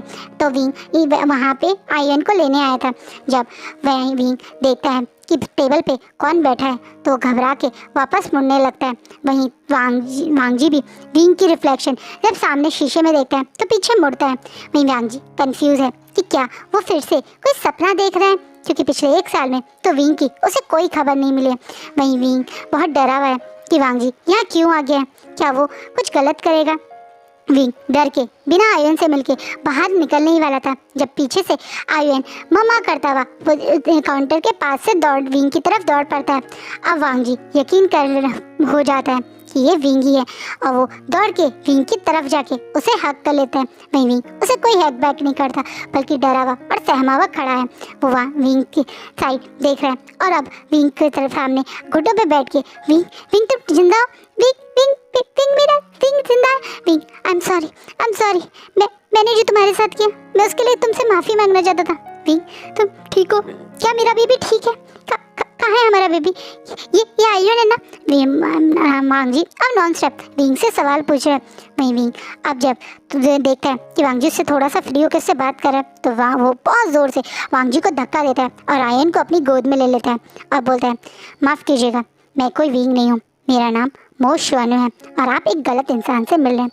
और ये बोलने के बाद वांग जी को वहाँ ऐसे ही शॉकिंग स्टेज में छोड़ के विंग वो स्ट्रांगली आयन को लेके वहाँ से चला जाता है, लेकिन वांग जी जानता है ये उसका विंग है, ये स्मेल, ये हार्ट बीट, ये प्रूव है कि ये उसका विंग है, इसलिए वो विंग का पीछा करने लगता है।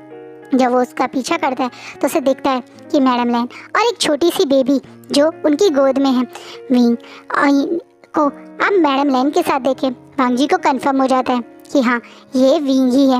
वहीं मैडम लैन जब विंग को आज इतना डरा हुआ सहमा हुआ देखती है तो वो रोड पे विंग से ज़्यादा कुछ पूछती तो नहीं, बल्कि विंग के साथ घर जल्दी वापस जाने लगते हैं। वहीं विंग भी डरते डरते इधर उधर देख रहा है कि कहीं वांग जी उसे फॉलो तो नहीं कर रहा, पर हाँ वांग जी उसे दूर से फॉलो कर रहा है, वो ये देख नहीं पाता है। वो डर के उस घर में पहुँचते हैं। वहीं वांग जी अब उस घर के पास वहीं रुक जाता है और अपने गार्ड्स को इस घर के बारे में, इन लोगों के बारे में पता करने के लिए बताता है। कुछ टाइम में वांग जी पे सारी इन्फॉर्मेशन भी आ जाती है कि ये वीर विशान का घर है। अब वांग जी अगले दिन अपने साथ अब अपने फादर और अपने अंकल को लेके वहाँ पहुँच जाता है। ये तीनों विंग और मैडम लैन से माफ़ी मांगते हैं। विंग और मैडम लैन उनसे कोई बात नहीं करते और उन्हें अपने घर से जाने के लिए कह देते हैं। वहीं लान कुरैन बहुत कोशिश करते हैं मैडम लैन को ये यकीन दिलाने के लिए कि वो सचमुच में अपनी गलतियों के लिए पछताते हैं, लेकिन अब इन चीज़ों का कोई फ़र्क नहीं पड़ता क्योंकि ना ही मैडम लैन और ना ही विंग उन चीज़ों को अपनी लाइफ में दोबारा सोचना चाहते हैं। वो जहाँ हैं जैसे हैं बहुत खुश है। विंग की ये छोटी सी दुनिया जो उसके बच्चे उसके मदर के साथ है कि उसमें वो खुश है, वो वांग जी को इस लाइफ में नहीं चाहता, वो बिल्कुल नहीं चाहता। वो यही सोच के वांग जी को वहाँ से जाने के लिए बोल देता है। अंकल कुरैन और मिस्टर लैन बार बार वांग जी के लिए विंग के पास आते रहते हैं। अब तो विंग इन लोगों के आने से इतना फ्रस्ट्रेट हो रहा है कि वो जल्दी यहाँ से घर भी शिफ्ट करने के लिए सोच रहा है। वो जानता है कि ये चीज़ बहुत बड़ा डिसीजन है, लेकिन वो क्या करे क्योंकि उसका बेचारे का यहीं तो आर्ट स्कूल चल रहा था, इसी घर में वो ट्यूशन्स देता था या क्लासेस लेता था, तो उसके लिए तो सारे आसपास के बिजनेस उसका यही था, लेकिन वो क्या करे, वो नहीं चाहते इन लोगों को वापस करना। अब मिस्टर लैन और लान कुरैन बार बार विंग को बताते हैं कि विंग के जाने के बाद वांग जी कैसे पागल हो गया। वहीं वांग जी जैसे ही विंग ने फर्स्ट टाइम उसे घर से बाहर निकाला था उसके बाद कभी घर में दोबारा वापस नहीं आया, लेकिन हाँ वो पिछले 6 महीने से डेली विंग के घर के पास खड़ा रहता है पूरा दिन। वहाँ विंग का उससे एक बार बात करने का मौका के तलाश करता है। 6 महीने से दिन रात बारिश सर्दी गर्मी वांग जी को कोई फर्क नहीं पड़ता, वो डेली वहीं पे विंग का वेट करता है उस रोड के कॉर्नर पे, लेकिन विंग पे इन चीज़ों का कोई फर्क नहीं पड़ रहा है। अब टाइम बीतता जा रहा है, जो 6 महीने से 1 साल हो गए। लान कुरैन ने विंग को कई बार समझाने की कोशिश करी है कि वांग जी भी गिल्टी है, अगर वो सज़ा देना चाहे तो सॉरी वांग जी गिल्टी नहीं है, बल्कि अगर वो सज़ा देना चाहे तो वो मिस्टर लैन और लान कुरैन को दे सकता है और वो लोग उसका एक्सेप्ट करेंगे। कहीं ना कहीं वांग जी उतना बड़ा कल्प्रेट नहीं है क्योंकि वो लोग थे जिन्होंने वांग जी से ज़्यादा उसके साथ गलत किया। यहाँ तक कि उन्होंने ही विंग को ज़बरदस्ती बिना वांग जी के मन के उसकी रट के समय विंग को भेज दिया था, जिसके लिए वांग जी कभी अग्री नहीं करता है। कहीं ना कहीं वांग जी बहुत ज़्यादा गलत होकर भी विंग की नज़रों में कहीं ना कहीं थोड़ा अच्छा था क्योंकि वो एक वांग जी ही था जो विंग का उस घर में मैडम लैन के साथ ज़्यादा ध्यान रखता था। हाँ वो रोज़ रात में हर बार इंटीमेट भी नहीं होते थे, कई बार सिर्फ वांग जी उसे अपनी बाहों में लेकर भी सोता था। कहीं ना कहीं वांग जी उसके बेबी का फादर भी है और इस बार एक हैप्पी फैमिली देना चाहता है, तो वांग जी के बारे में कभी कभी विंग सोच भी रहा है। कहीं ना कहीं अब मैडम लैन भी विंग को थोड़ा समझाने की कोशिश कर रही हैं क्योंकि उनके बच्चों के लिए एक फादर का होना ज़रूरी है। विंग एक सिंगल मदर है और कब तक वो अपनी बेटी को उसी के फादर से दूर रख सकता है, वो ये बात भी जानता है। वो जानता है कि एक बेबी के लिए दोनों चीज़ें कितनी इंपॉर्टेंट हैं क्योंकि उसकी लाइफ में वो चीज़ नहीं थी, वो खुद एक मदर और फादर के बिना जिया है, तो वो चाहता है कि उसके बच्चों के साथ ऐसा ना हो। शायद वो अपने लिए तो वो नहीं वांग जी को कभी माफ़ नहीं कर पाएगा, लेकिन जब बात उसकी बेटी की आयुन की आती है तो वो थोड़ा इमोशनल हो जाता है क्योंकि सचमुच में इस बच्ची की कोई गलती नहीं है और इस बच्ची से इसके फादर को दूर करना शायद गलत होगा। यही सोच के विंग एक बार वांग जी को एक चांस देना चाहता है। वो शायद वांग जी को माफ़ नहीं कर पाएगा, लेकिन हाँ वो एक हैप्पी लाइफ अपने बच्चों को एक हैप्पी फैमिली देना चाहता है, इसलिए वो आज अपने घर से एक छाता लेके बाहर निकलता है क्योंकि वांग जी एज यूजुअल बाहर उसी रोड के कॉर्नर पे खड़ा है और लगातार भीग रहा है। आज विंग उस छाते के को लेके वांग जी के पास आता है और वो छाता वांग जी की तरफ बढ़ा देता है। ये पहली चीज़ है, ये पहला अटेम्प्ट है जो विंग की साइड से वांग जी को मिल रहे हैं। वरना विंग के लिए तो वांग जी एक बुत था, एक पिलर वो होता ना लाइट का पिलर, वो था जिसे वो देखकर भी इग्नोर करता था। इसके होने या ना होने से विंग को कोई फर्क नहीं पड़ता था। लेकिन आज शायद ये पहला स्टेप जो विंग ने उठाया उसे वांग जी तुरंत पकड़ लेता है। वो छाता तुरंत पकड़ लेता है, वो कोशिश तुरंत पकड़ लेता है और विंग के पीछे पीछे उसके घर की तरफ बढ़ने लगता है। ये दोनों एक ही छाते में हैं लेकिन बहुत दूरी पे हैं। दोनों थोड़ा भीग रहे हैं, थोड़ा ढके हुए हैं, लेकिन फिर भी आज कदम आगे बढ़ा के अपने घर की तरफ जा रहे हैं। घर में जाने के बाद आज पहली बार विंग वांग जी की बेटी से उसे मिलवाता है। वह विशाओ जब वांग जी को वहाँ देखती है तो उसकी आंखों के क्वेश्चंस को वहीं समझते हुए उस 3 साल के बच्चे को पहली बार उसके फादर से मिलवाता है। वहीं विशाओ फादर के नाम से कूद के खुश होकर उसे गले लगा लेती है, क्योंकि वो अभी इन चीज़ों को नहीं जानती। उसके लिए तो उसके पास एक फादर आ गए, वो फादर जो सब बच्चों के पास होते हैं और उसके पास नहीं थे। वो फादर जो बच्चों को उनके प्ले स्कूल से पिक करने आते हैं, जो विशाओ के फादर नहीं आते थे। कहीं ना कहीं विशाओ जब प्यार से वांग जी को गले लगाती है तो पीछे खड़ी मैडम लैन भी बहुत इमोशनल हो जाती है। हाँ, पिछले कई साल से वांग जी अपनी गलतियों के लिए बार बार माफ़ी मांग रहे हैं और वो काफ़ी टाइम से अपनी ही हेल्थ इशू से गुजर भी रहे हैं, जिसके बारे में मैडम लैन को मिस्टर लैन ने बताया था। कहीं ना कहीं मैडम लैन भी वांग जी की एक मदर है, नाराज़ थी, गुस्सा थी, लेकिन वो भी अपने बच्चे को पेन में नहीं देख पाती, इसलिए वो आज अपने बच्चे को उसके बच्चे से मिलते हुए देखकर काफ़ी खुश होती है। अब वांग जी विंग की तरफ एक इमोशनल भरी आंखों से देख रहे हैं और विंग सिर्फ इतना बोलता है कि चलो बच्चों के लिए हम शादी कर लेते हैं। विंग ने कोई फॉर्मली प्रपोज नहीं किया, बस एक शादी कर लेते हैं बोलता है।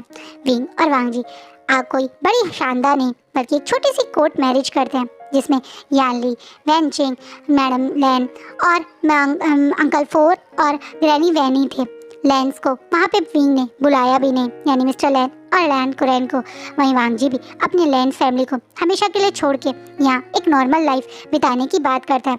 लैन पैक अब पूरी तरह से वैन पैक ने टेक ओवर कर दिया।